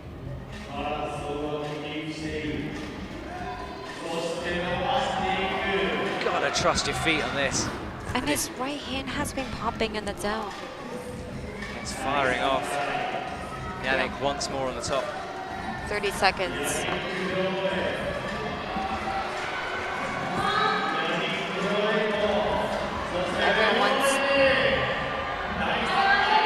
Oh, that tone almost doesn't make it once more. Bumps the palm. Oh. Just misses the finish. We have like joint disappointment there as Leo hits the deck at the same time. Paul's got 4 seconds. He's already got the zone. That was such a fast slap. I loved it. All right, Paul leaves. And next up is Nikolai Uznik. Won the bouldering in Munich. He's real strong and he's in good form at the moment. Well, actually, I say he's in good form. We'll see if he's in good form. We're kind of working this out as well, this first comp of the season. There he is from Team Austria. And there's the scoreboard. Jungwon in the lead, 2 tops at the end, and an impressive flash as part of those tops. Then Menchti, Hannes van Duysen, Meiichi Narasaki, Edvards Gruzitis, and Leo Abazu make up our top 6 at the moment. And the person in 6th position is in the danger zone. That's the cut-off point. We're getting towards the business end of this comp now. Big names coming. Nikolai, one of them on stage, and Hannes. Oh, how does he hold that?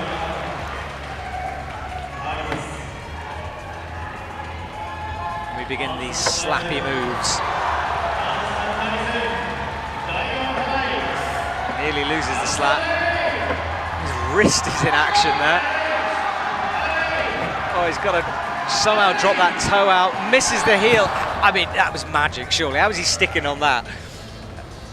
I loved how he was holding onto that small cramp with his wrist right there.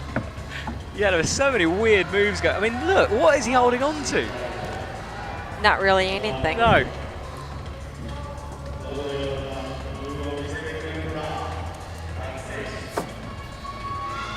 Yeah, sometimes at the gyms you get to try the borders. Everyone, or the pro athletes were posting on their Instagram, and you were like, how is this even possible? Anzi making the first move look easy, and he's trying to cramp the edge as well. Yeah, look, just a finger in action. Oh, falls though. Nikolai.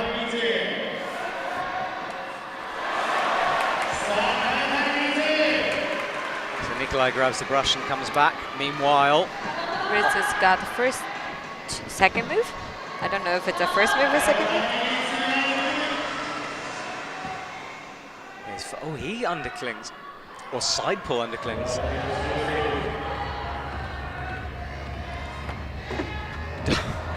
That was optimistic up to the dish. I wonder if he finds his own way to get... He's fully horizontal, lying. Oh, now he faces down. You don't often see that. Toe hook around the edge. Be careful, please, Ritsu. I was really hoping he wasn't going to fall on his face there. That was scary stuff. I don't know why he just didn't want to go out with his right hand to the palm. I think it was one of those things where he kept on going and then sort of ended up in a position he might not have wanted to be in, you know. Nikolai also struggling with boulder number 1, as so many have. No one getting to the top. Anze rocks back and forth, drops down to the slab, finds the jib. Out to the left foot, which is the double stacked one that May took a picture of.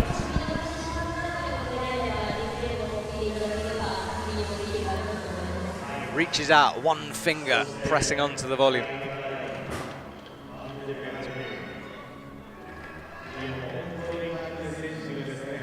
Reaches up again to brush that zone hold, which is a bit of a nasty pull.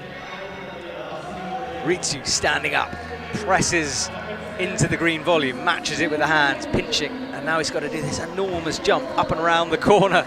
Swings wildly as he grabs for the undercling.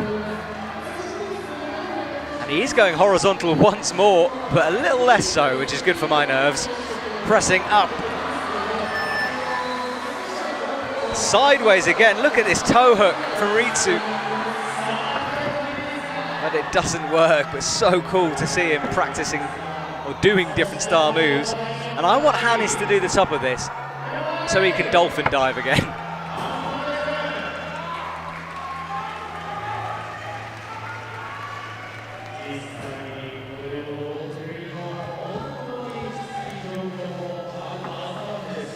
Anze comes back into the start hold. He's got 29 seconds. Chloe Collier watching on from Team Belgium, cheering on Hannes van Duysen, who's going once more with 23 seconds to go. Swings out, misses the grab, and I think that is it for him. Yeah, he's calling it. Nikolai, meanwhile, still wants a zone. Hasn't got the score yet. Comes up, finds that crimp. Not enough time. That boulder one is proving truly problematic for everyone at the moment. Who is going to unlock it? Will anyone unlock it? Kokoro Fuji is out next. Will he be the first?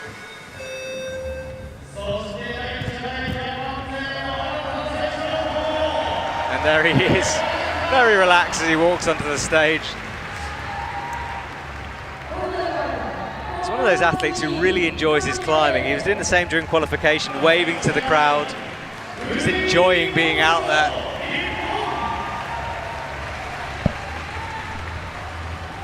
So Kokoro takes his time to brush a hole. One of the more experienced members of this final. In fact, this is his 37th. That's right, 37th consecutive semi-finals. Last time he missed the semi-finals was Munich 2015. 2015. How ridiculous is that, eh? Yannick nicely up. Slapping onto that hold again. There's a mic literally behind that hold. Kokoro again. Gets a toe hook. Oh, sorry, again, that was his flash attempt.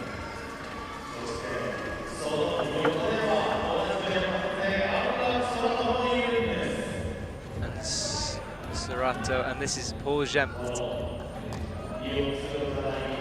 Oh, in one fluid motion, he flows up to that right foot. Then changes it to a palm. Paul is extremely flexible, so it'll be interesting to see how he works this sequence out.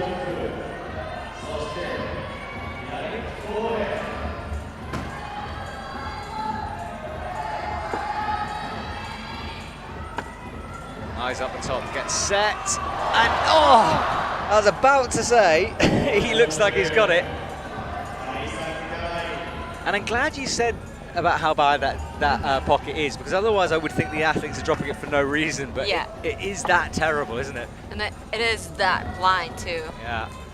It's a little bit further than you think, like where you can grab, and then if you go over it, then you get too far out.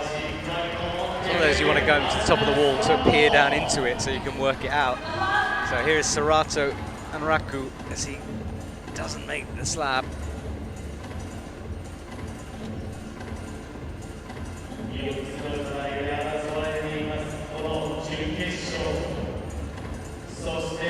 Kokoro looks at the zone. His daughters must be watching his performance somewhere today. Somewhere in the audience. He keeps putting liquid chalk on a very specific part of his hand. Obviously that's the part he's using. Right, so Paul bumps into the jug. I think he just now knows he can get it.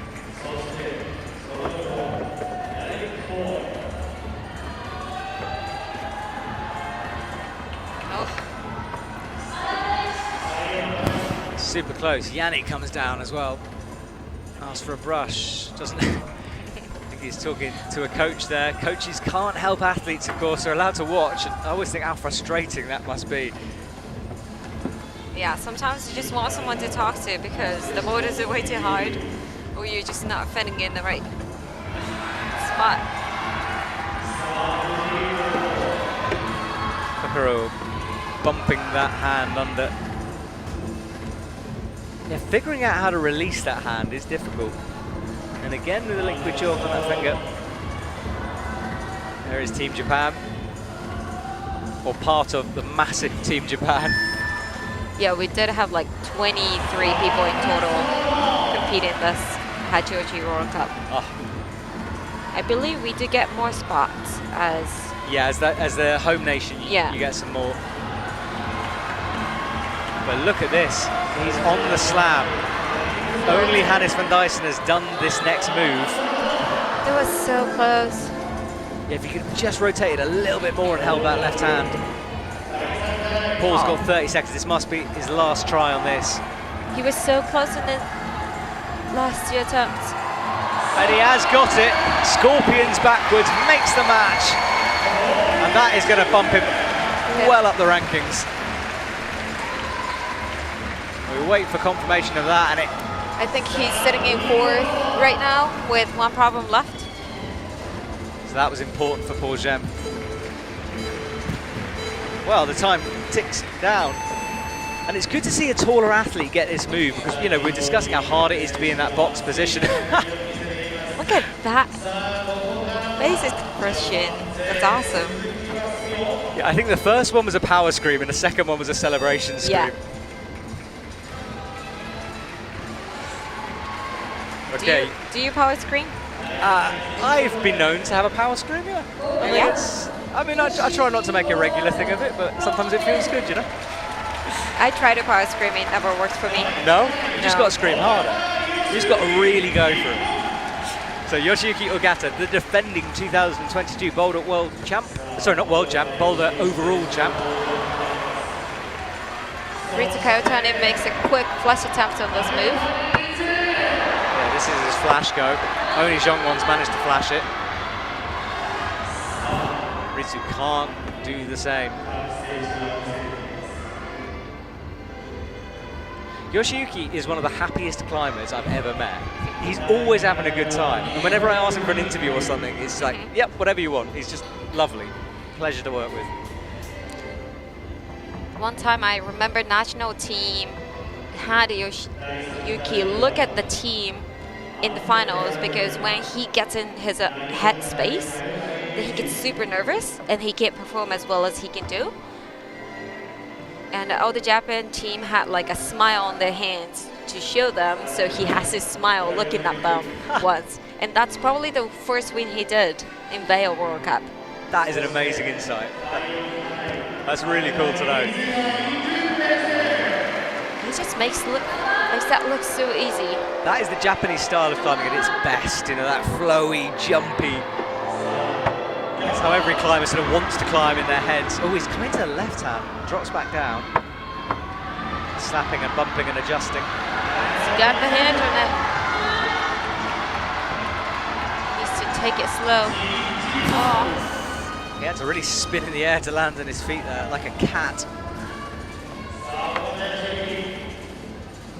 Anjay starts this press upwards. Oh, look at that toe. What is that? Oh. He's got an ankle strap as well, or is it the? I think it. No, it's the shoe. I think. Oh no, maybe it's an ankle it's the strap. tape. Yeah. Yeah. So. I think that's why he was limping earlier. Yes, you're yeah. right. So that move might be pretty nasty for him. He's like chosen the most painful way of doing that boulder for his injury. Nikolai Uznik drops onto the slab and misses.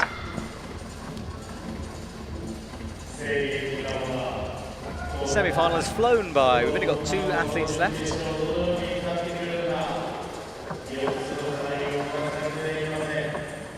There's Yoshiyuki Ogata again.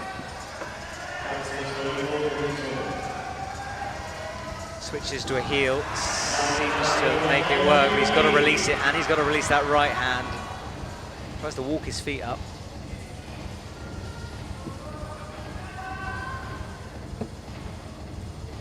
The Boulder 1, well, I was about to say it's the hardest, but then Boulder 2 is also pretty tricky. We have seen a top of it, so.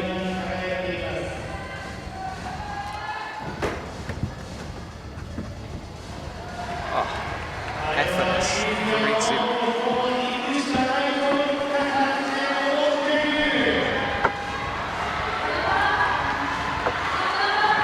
I love watching his left hand. He's trying so many different methods. He's trying to crimp it, almost palm down on it, just full slap it.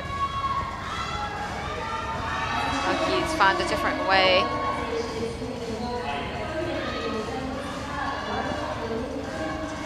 Left thumb, left palm. Rotates onto that ankle again. And he drops it. Disappointment, he's talking to himself. So. I love when athletes talk to themselves. Yeah, Stasha especially, she sort of insults herself. Yeah. I think Miho does it too sometimes, but not a lot of Japanese people talk to themselves while they're competing. Yeah, I do like to see it. I mean, sometimes you know, I know people who are working on that as a sort of like personality trait they don't think is good, because you can be a bit hard on yourself. But for us, it's great. Oh, is he trying to stand right up on it? He's trying everything here, is Ritsu.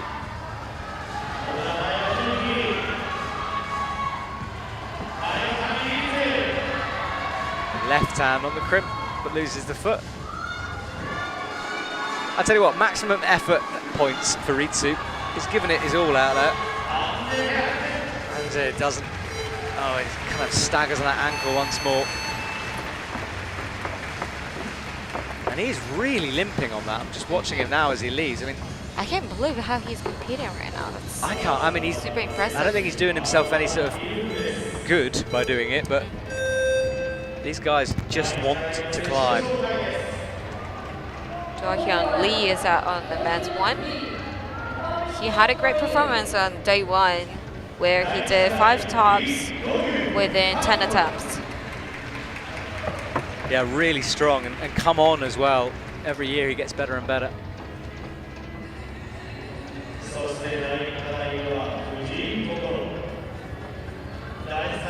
That's what I was talking about. I was telling Matt that it's possible for Paul or Meiji to go straight up to the zone. Yeah, and then he just tried that. Okay, well, yeah, you called it. Sarato in. Ooh. Yeah, I'm not the tallest climber. I always dream being tall, and I tend to look for what would Paul be able to do on this boulder. Oh wow! I mean, when you said it, I kind of like I nodded, but deep down I was like, "That's impossible. That's impossible, mate. What are you talking about?" But like, it is possible. It seems possible, and it seems simpler if only if he can stick it a little bit higher. The problem is how long does he try it for? But anyway, Doyen. Oof. Drops the left down, gets her right underneath. I think he quickly noticed that he needed to either match or drop himself. Sorota trying the same method Ritsu was trying. Yeah, he went so sideways, the ritsu. He's gonna look for the dish maybe with a swing. There's nothing on that at all. Oh, Paul did it in the proper way and then he sucked it. Maybe he should have tried that on his first attempt. Maybe, but it was good to be proven right. Doesn't like the crimp either. But releasing this heel is going to be real tricky for him because, oh, that's a nasty fall as well. Yeah, releasing that heel because he's so tall and it's going to be a big old swing that stretched out. He did look like he could almost reach it with that kind of heel though. It's just a scary move. He's going to be sideways on the wall. And if he pops, he's, well, as he did, fall on his side. I can't imagine how sore I would be on the next day if I were to compete. Yeah, this is something, before I started doing this job, I didn't really realize, is the amount of pain the athletes are in the day after a competition. You know, it's like physically so taxing. Yeah. It's not just fingers and skin, and it's the try-hard factor. I think when most people go to the gym, yeah, you know, the next day you're a bit sore, you maybe got sore fingers or whatever, but you're not full-on pain, whereas these guys put themselves through everything. And the fact that you have another World Cup Series next week in Korea. Oh yeah, it doesn't stop this year. It is packed.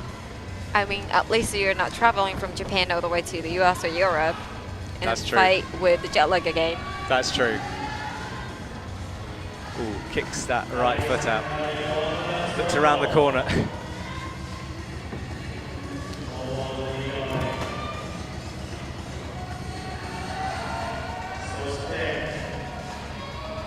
Paul doing this dynamic movement. I wonder if he's going to swap back. I don't think so. To a straight up jump? Yeah, to the straight up jump. Kokoro just smiling as always. Kokoro is known as not the best person to swing around. And he's been working so hard to improve on that. Well, there is the score, so we're going to get out. John Won at the top, Menji Shout, Paul Jenft, Hannes van Duysen just walked past us, Meiichi Narasaki, Edvards Gruvitz still in it. Gruzits, sorry, I always say V, Gruzits. So that's our top 6. Edvards in the danger zone. Right, Paul makes the slap, gets the heel, changes the heel down, rotates through.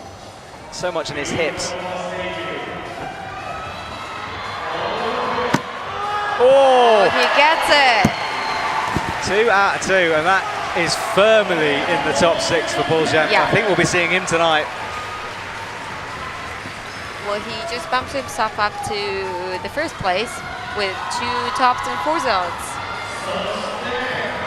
We have 25 seconds left with 3 people left on the wall right now. Kokoro Fuji. We've only got 1 left. Tomoya Narasaki is the only athlete to come. Yeah. This creep makes me smile every time because it's just, it's sort of like slow, slow, slow, slow, fast and fall. Oh, he's still smiling, but I don't think he got the zone there, so he leaves. All right, we're about to see Tomoya Narasaki.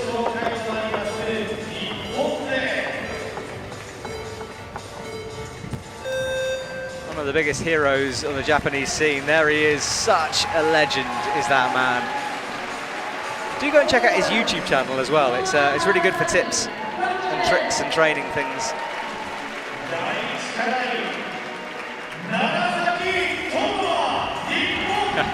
I hope you can hear that reaction from the crowd. Everyone's psyched that he's in on this. Qualified in 1st place.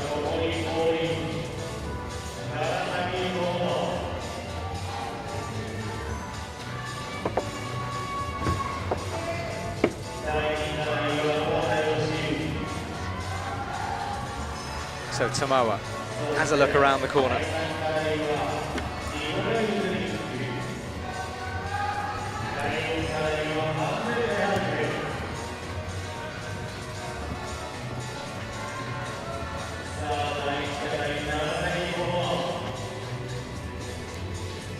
Right, Tomoya has a look.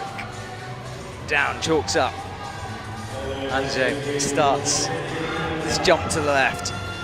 Making sure the left foot up with the right. Slaps underneath the volume. I was sticking it with the first one.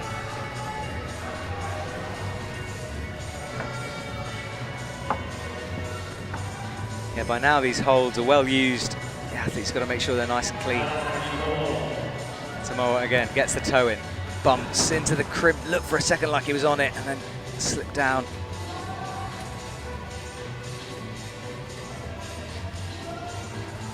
I do remember Japanese setters describing one of the problems in Japan national finals. And they said that they said it, but they don't think they'll ever be able to do the border because it's way too hard for a human being. And it was Meiji and Tomoya that did the border. Okay, so they're not human is what you're saying. And that's what they said. Yeah, I would agree. Certainly not human, in my opinion. Yoshiyuki back and forth. That left foot, I'm amazed. Whenever someone makes that work, it's incredible because it's such a smooth. Oh, and a huge, huge fall then for Nikolai. That is nasty. Let's just make sure he's okay there. I think he just knocked the wind out of himself, holding onto his lower back. Yeah.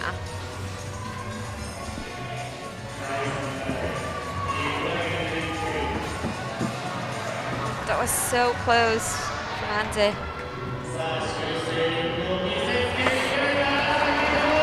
Come on, Tomoya, into the zone. Wonder what he decides to do here. Yeah, he's the final athlete who can top this boulder. He's got the zone on it, and that's important. That is important for the first border. Right, so Nikolai took that nasty fall, but now he's got back up. I think he's all right. Up to the thumb scrag. Fingers wrapped around it. Goes back to the press.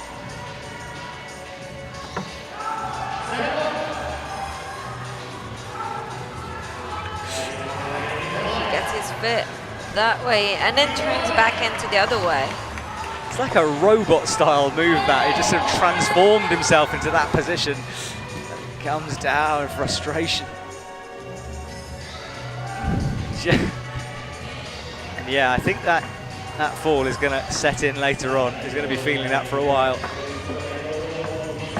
Yoshiyuki ogata. This is the left foot once more. Looks super frustrated right now. He's taken 11 attempts so far on this border. Yeah, I'm looking up at the scores. The people who've got the zones, 9, 8 attempts, 5. There's lots and lots it requires to get there. Oh, that was so close. Anze goes out and again falls. Tomoya horizontal, comes to the, misses the left. That left just ripping off the crimp. This could be leading to Nikolai's last chance. I hope it is for his sake and his body's sake. Bumps the right, shoulders screaming as he presses upwards. And then this is this robot style move, but he misses it this time. And I think he's done. Anze will have another go though. Kicks the wall and he says goodbye. We won't be seeing him later on. Tough round for Anze as well. Yeah, we know how capable he is of making finals, but that ankle injury, you can see him walking off. I mean, massive props to him for doing that. And I'm not advising that anyone climbs through an injury. I'm not saying that. I'm just saying that that takes some guts.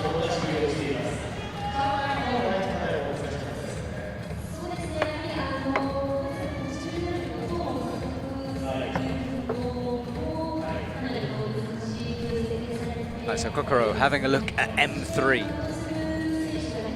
It's Doyan Lee on the slab.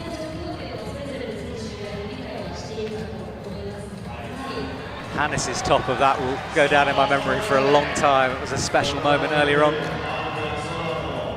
Let's see what Serato can do here. He's no tops at the moment, sitting in 7th. He needs a top. Could this be his moment? Left foot pressing, right foot dragging down to get the toe hook.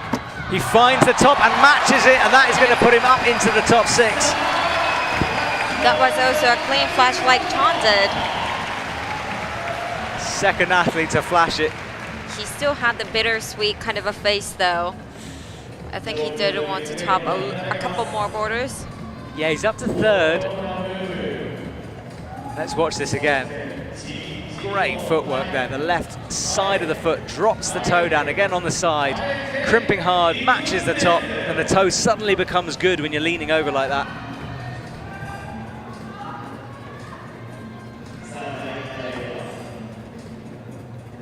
There is our top 6. Paul Jem still at the top. And now Meiichi Narasaki in the danger zone.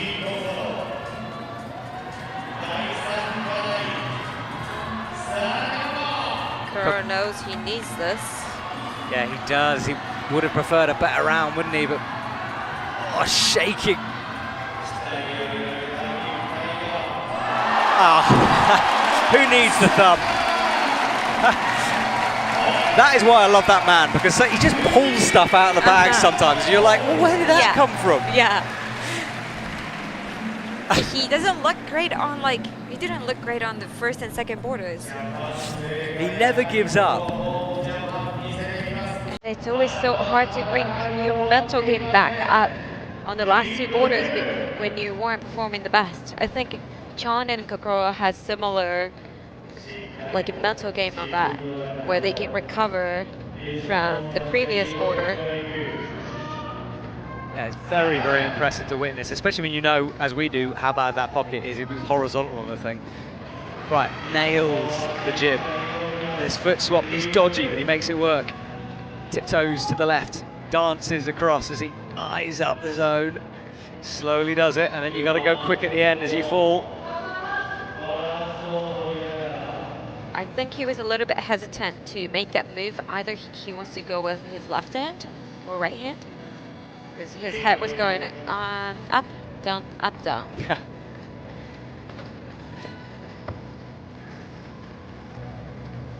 He's sitting in 19th at the moment, so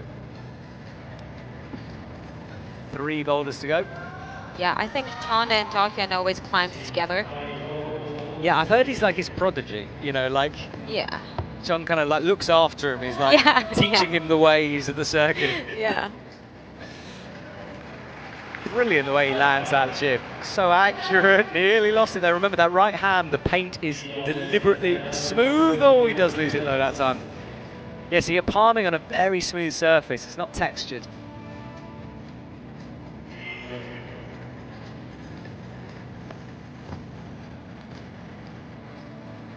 Starts to swing again. Slightly different with the feet there. Hit right first that time.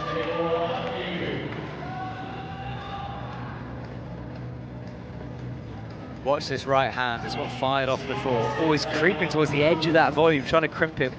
I can't remember who, but someone else did that earlier. I think it was Ritsu who was trying to do that on his last attempt, and that also made him slice. Yeah, because there's a line sort of created between the volume and the wall, which some people think is possible to use. Dakian's really good at hitting that hold. Yeah, he's just so accurate with it. This next one is more tricky. Dakian drops down. That's a terrible hold. He's trying to hold there with all his weight. All right, well, we start to wind things down in the semi-final, concentrate on a few athletes, and our top 6 start to take shape from now onwards. Coming up to 10-1 here in Japan. The men's finals will start at 5-5, or we'll start talking at 5-5 anyway. Chloe Koskoye will join me in the commentary box later on. Nikolai runs out. Tomoya Narasaki.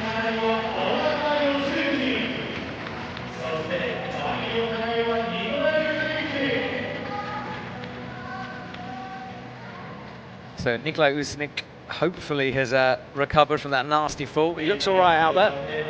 He just sort of knock the wind out of himself for a moment. Tomoya looking a bit annoyed at the moment, wants to get this climb done. There is Nikolai.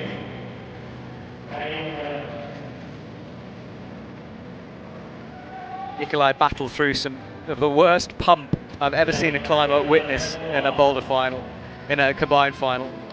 Was it Boulder in the Boulder final? He was really struggling with it. And it was close there from Narasaki. Come on, Yoshiyuki. No tops, no zone so far from him. He wants to get his competition going here. He's shaking hard. Yeah, he is shaking hard. Sticking it for... Oh, I think he was going up with the left there. Oh, Nikolai on the move after the zone. Right, well, we know the different methods that are available here. Thumb in action on the right. Slaps with the left, drops back down, slaps again. The only way that's possible is those high feet. Good work from Tomoya, drops accurately down. Yeah, he tried to just kind of walk through with his right foot on the first jib and then left foot on the second jib. He's going towards the edge. There's the thumb in action. Oh, and then makes the palm work and into the zone. Okay, well, we know it's not over by any means from this point onwards. That second volume is rubbish to stand on. Moving his way out. He looks super secure on that. Does, doesn't he? Drops in with the match. Only Hannes has got this far. Oh, this match is nasty. That is nasty. But he does it, and now he's got to work with the no-tech surface. And you can see his left hand sliding around up there. Gets the right foot up on the zone. Are we about to see a second top of this boulder? It's in sight. He's trying to palm down. He's not liking it. How he finds the palm marked by a bit of chalk there. But it doesn't really do anything for him. He needs to start putting the weight on the right or drop that right foot down again. But there, now the weight comes onto it. Now the press. They're so close for him. Oh, it's a good hold as well. He's got a minute 47 though. The only thing about the slab border for today, they can fall anywhere from the beginning to the top, so. Yeah, and it's one of those, you know, sometimes your thought just goes out of your foot, for example, and you think of something else and suddenly it goes. You've got to continuously be putting your brain into different limbs.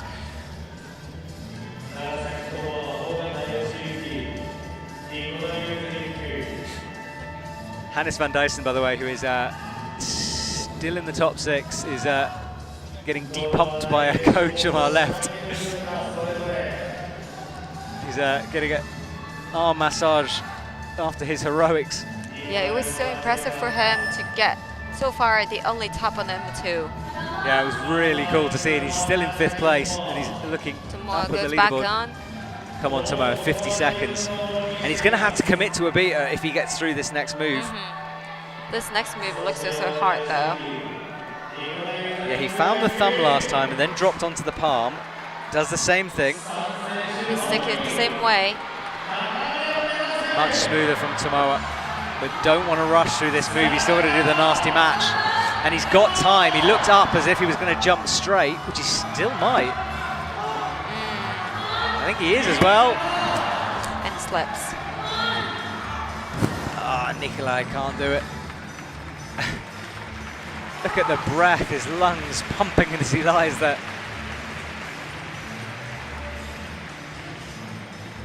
Oh, what a round.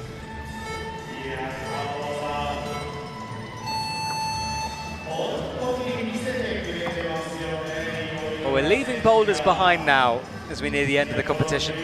That's the top 6 once more. Kokoru, look at that, just jumps up to 6th with only one top. Shows how few tops there have been. Dokyan out on M3.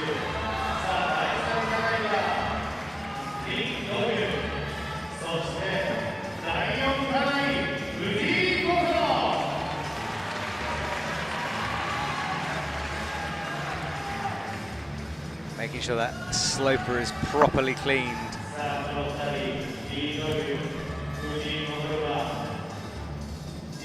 Kokoro had that amazing top we just saw into the pocket, went sideways. What can he do on this one? It's another dynamic, jumpy boulder. He's known as he's not the best at the foot coordinations, but I think he does well on the hand coordinations. Yeah, that was pretty cool. So this last slappy move, out with the left, gets the heel in, looking confident. We know this boulder's flashable, but he can't do it. Oh, he's doing the same method Meiji was trying. I always think athletes look like owls when they're sitting like that, you know, sort of perched on a nest. We can't really see it from this angle, but we did see the little jib underneath the volume, the yellow one. You might be able to see it on the screen right now. To get a little bit more out from the wall so that it's just enough to stand like that. Well, so it just creates a little bit more of an angle. Yeah. It was another one you took a photo of. I did.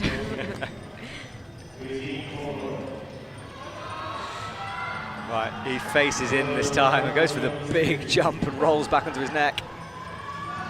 Kokoro eyes it up. He made this look really good before. Gets the move. Now once more fluid through there. He knew he needed to get a little bit further on the sloper. Yeah, resets and chalks up, tries the crimp.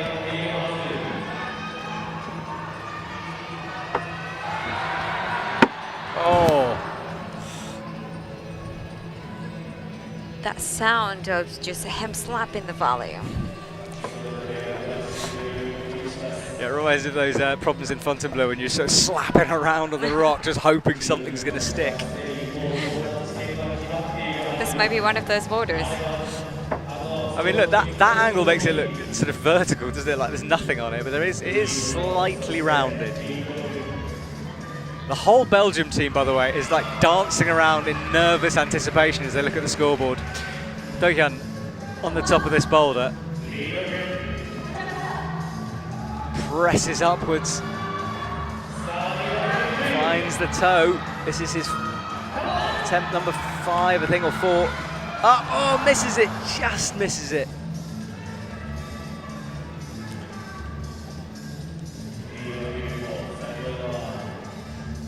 Let's look at his right hand. He came close, kind of hit everywhere apart from the pocket. I think it was a similar attempt Chan did, where he went a little too high over it. So by the time his body dropped, he wasn't in the right spot.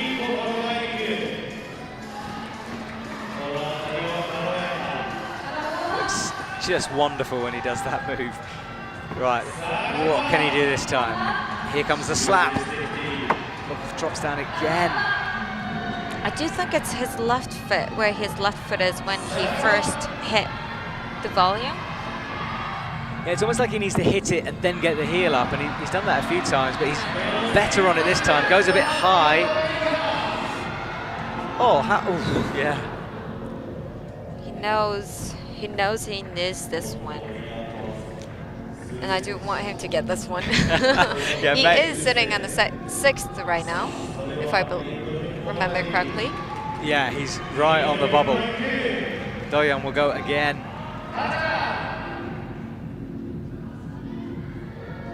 Right foot twisting, eyes up the jump. That's a much better positioning, I think. And he gets it. Nicely done. Awesome work from him as he comes down. Smiles at the crowd. And yeah, we'll wait to see the scores. This is Kokoro again. Last time for him, he's got 8 seconds. He's going to have to speed his way through this.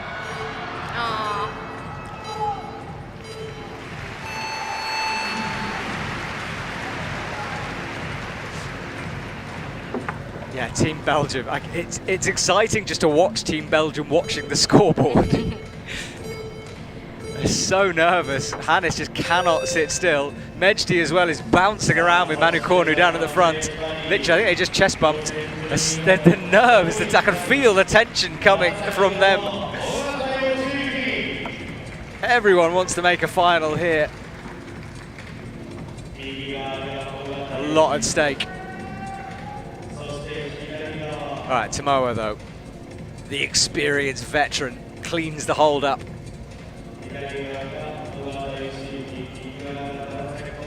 So close on that slab before. And now this is where the mind games come in. He's got to put that slab behind him, move on.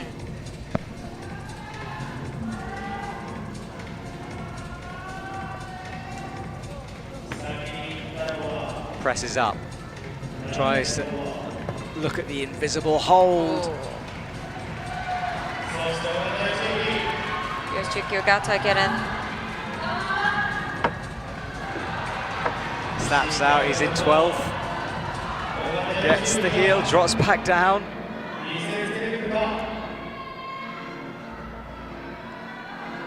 That right shoulder, ooh, interesting. So down to the bottom dish.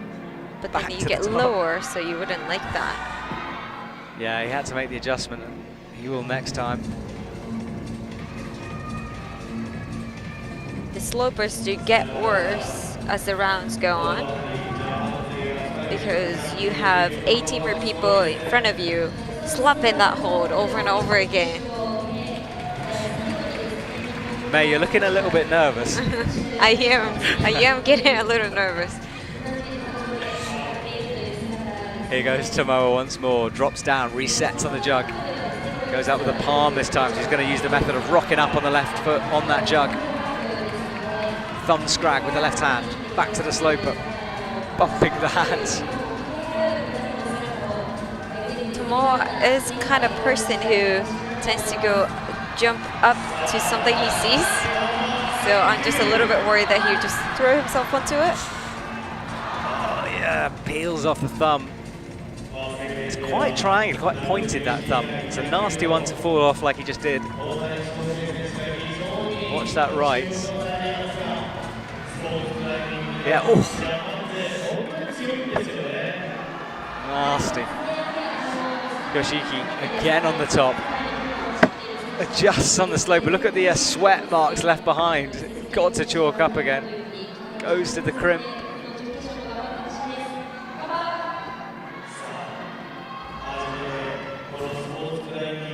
No go for him. Halfway through. Sorry, more than halfway through. 2 minutes on the clock. That's that sloper. And you can see the patch left by the hand. It's visible even from that wide angle, where they've almost slapped the chalk off the hold. Tomoya presses.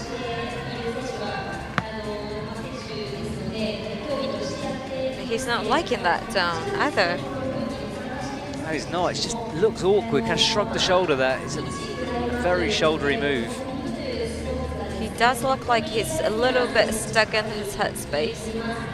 Because he could also choose to go straight up, like he just said. Maybe not. Well, maybe he just needed to sort of do something different, you know, get himself out of the frustration of it, and he flew through that. But we know how hard it is to top this boulder. Only 4 people have done it so far.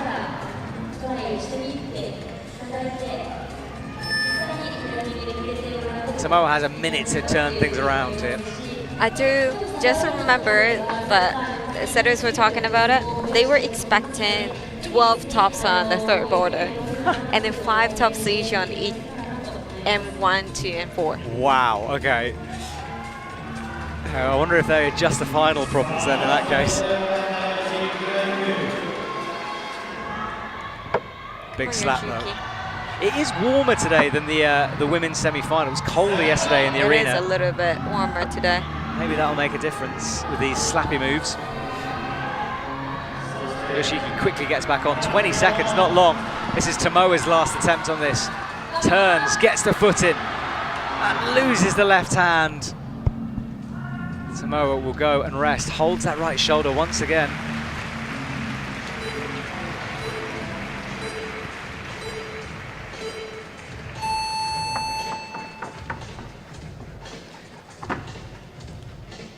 So the 11-second turnaround, Tomoya taking his time to lead.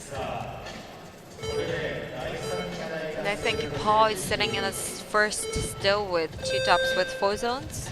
Yeah, there it is, Paul in first, Kokoro in 6th, Hannes van Duysen 5th, Mejdi Schauk 4th, Surato Namaraku in 3rd, Jean Monchon 2nd, Paul jenft in 1st.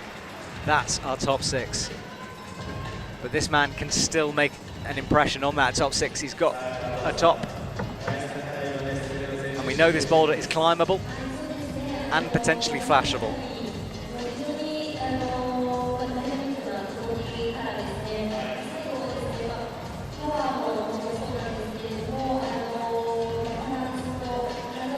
Takes his time here to set himself up. Yeah, I think Paul and Joan and Sorato are secured into the final. And maybe Mejdi as well?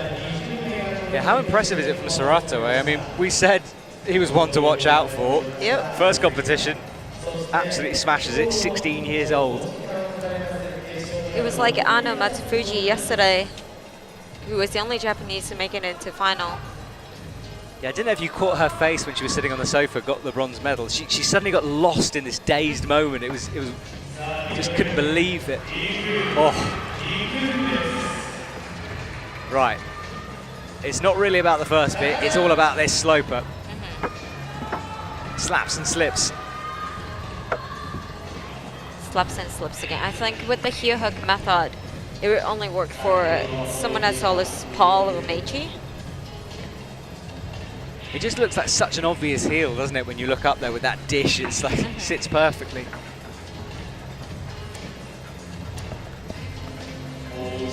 Dokkan has a long look up at it.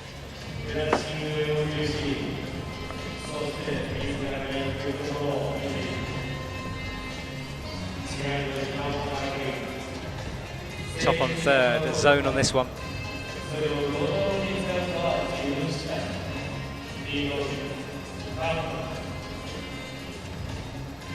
He rests, he knows, I think he knows what to do anyway, so he'll take his time here. By himself out there.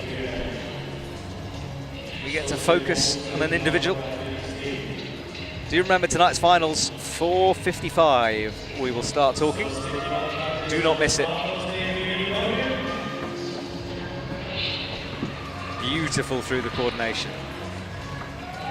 Finds the heel, real positive, tries to get as far over left as he can. Micro adjustments with the foot, tries the crimp as everyone does. Comes down, 2 minutes on the clock. Yeah, he's not really liking the feet options down below underneath the zone holds.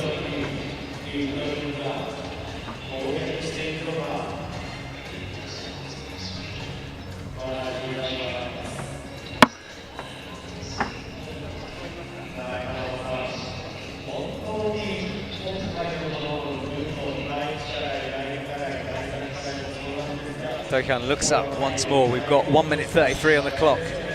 It is enough time to finish this border, but they must also be gassed out from the previous borders. Yeah, it's that constant balancing out we see. How long do you rest for? When do you go? And that also comes down to experience.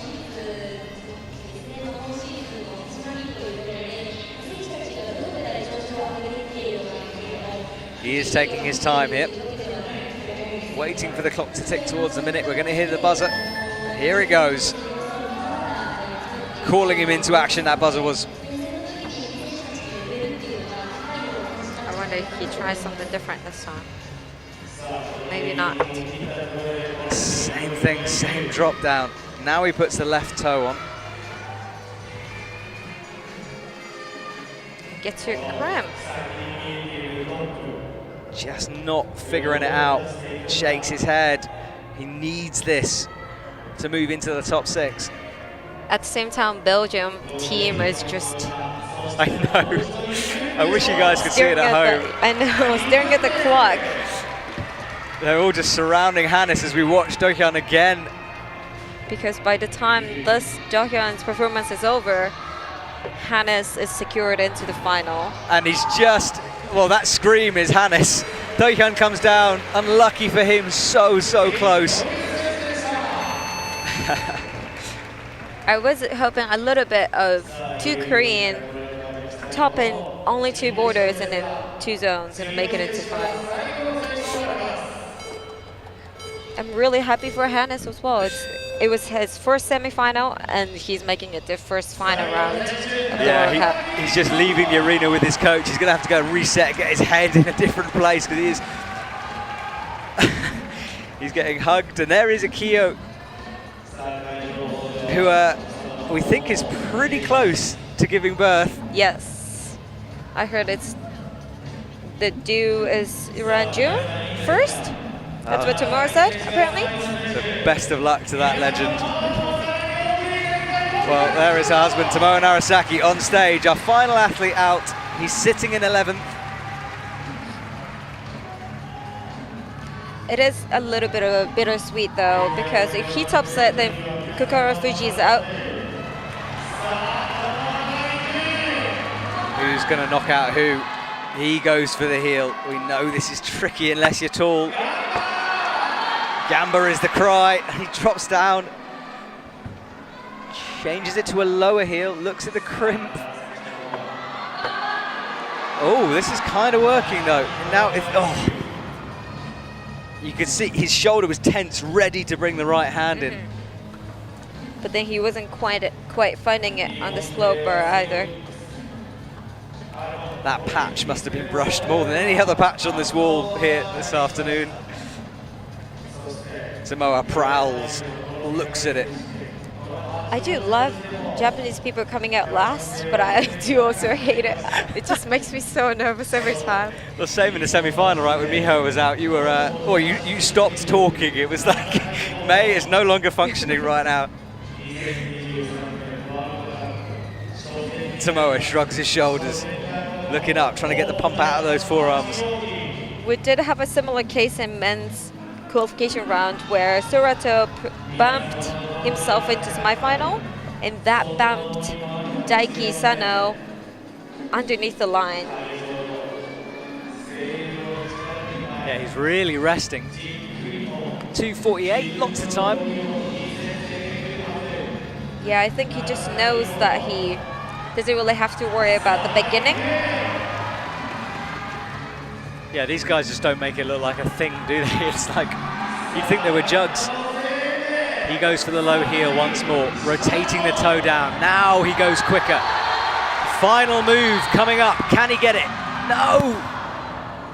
Looks down at his hands. Team Japan gritting their teeth out there. Who do you cheer for at this point?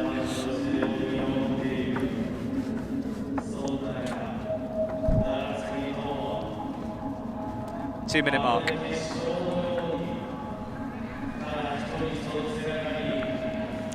It's so interesting to see the results.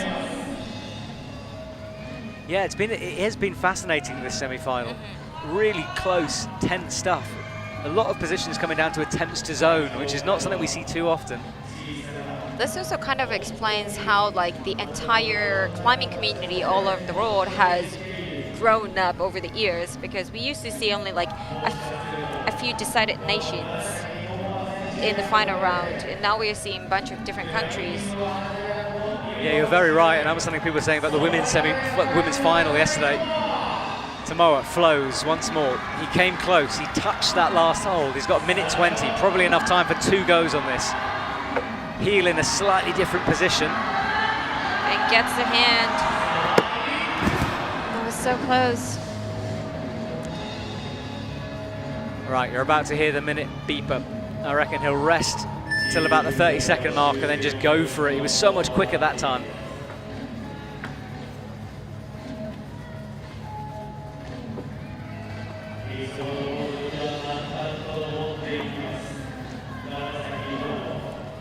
Yeah, I think either way, if he tops it or doesn't top it, I would have a bittersweet feeling that Kokoro made it and Tomoya wouldn't. I'd be happy and I will be sad a little bit at the same time. I guess happy for the individual. well, happy to whatever team Japan is getting multiple athletes into that final. Here he goes, one last time, 20 seconds on the clock, gets the left, has the heel in, again, a different position. Oh, and he misses the slap. I think Tomoya is burnt, he is. Well, we will wait to see confirmation. There is Akio once more. We will wait to see confirmation of the scores.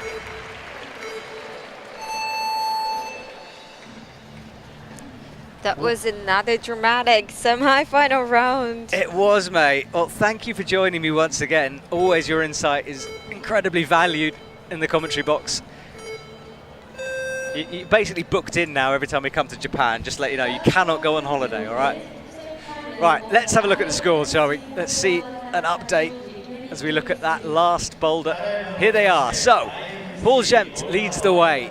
Jongwon-chon, Sarato, Anraku, Mejji Shal, Hannes van Duysen, who went nuts when he got through, and Kokoro Fuji in 6th place. That is our finalists, barring any appeals. And remember, the final starts at 5 p.m. We'll start chatting at 4:55. Ah, so few tops, and it made such a difference. Yeah, I don't know how they expected it to be 12 tops on the 3rd border. They just got exact same amount of tops on the 4th quarter as well. Maybe that was just more of the semi-finalist style. It's interesting considering the men had a rest day yesterday as well. It's That is true. Obviously an insanely hard set of boulders. Well, the audience starts. There is Quinn, who was with me in the commentary box before. Lights come on here in the stadium as the audience starts to leave. Everyone has to clear out so they can reset the wall. We get a chance to have some lunch, and if you're watching at home, you do too, of course. Do come back, though. It is going to be a heck of a final. Thank you, May, for joining us here today. Thank you for joining us back at home. We'll be here at 5. See you later, everyone.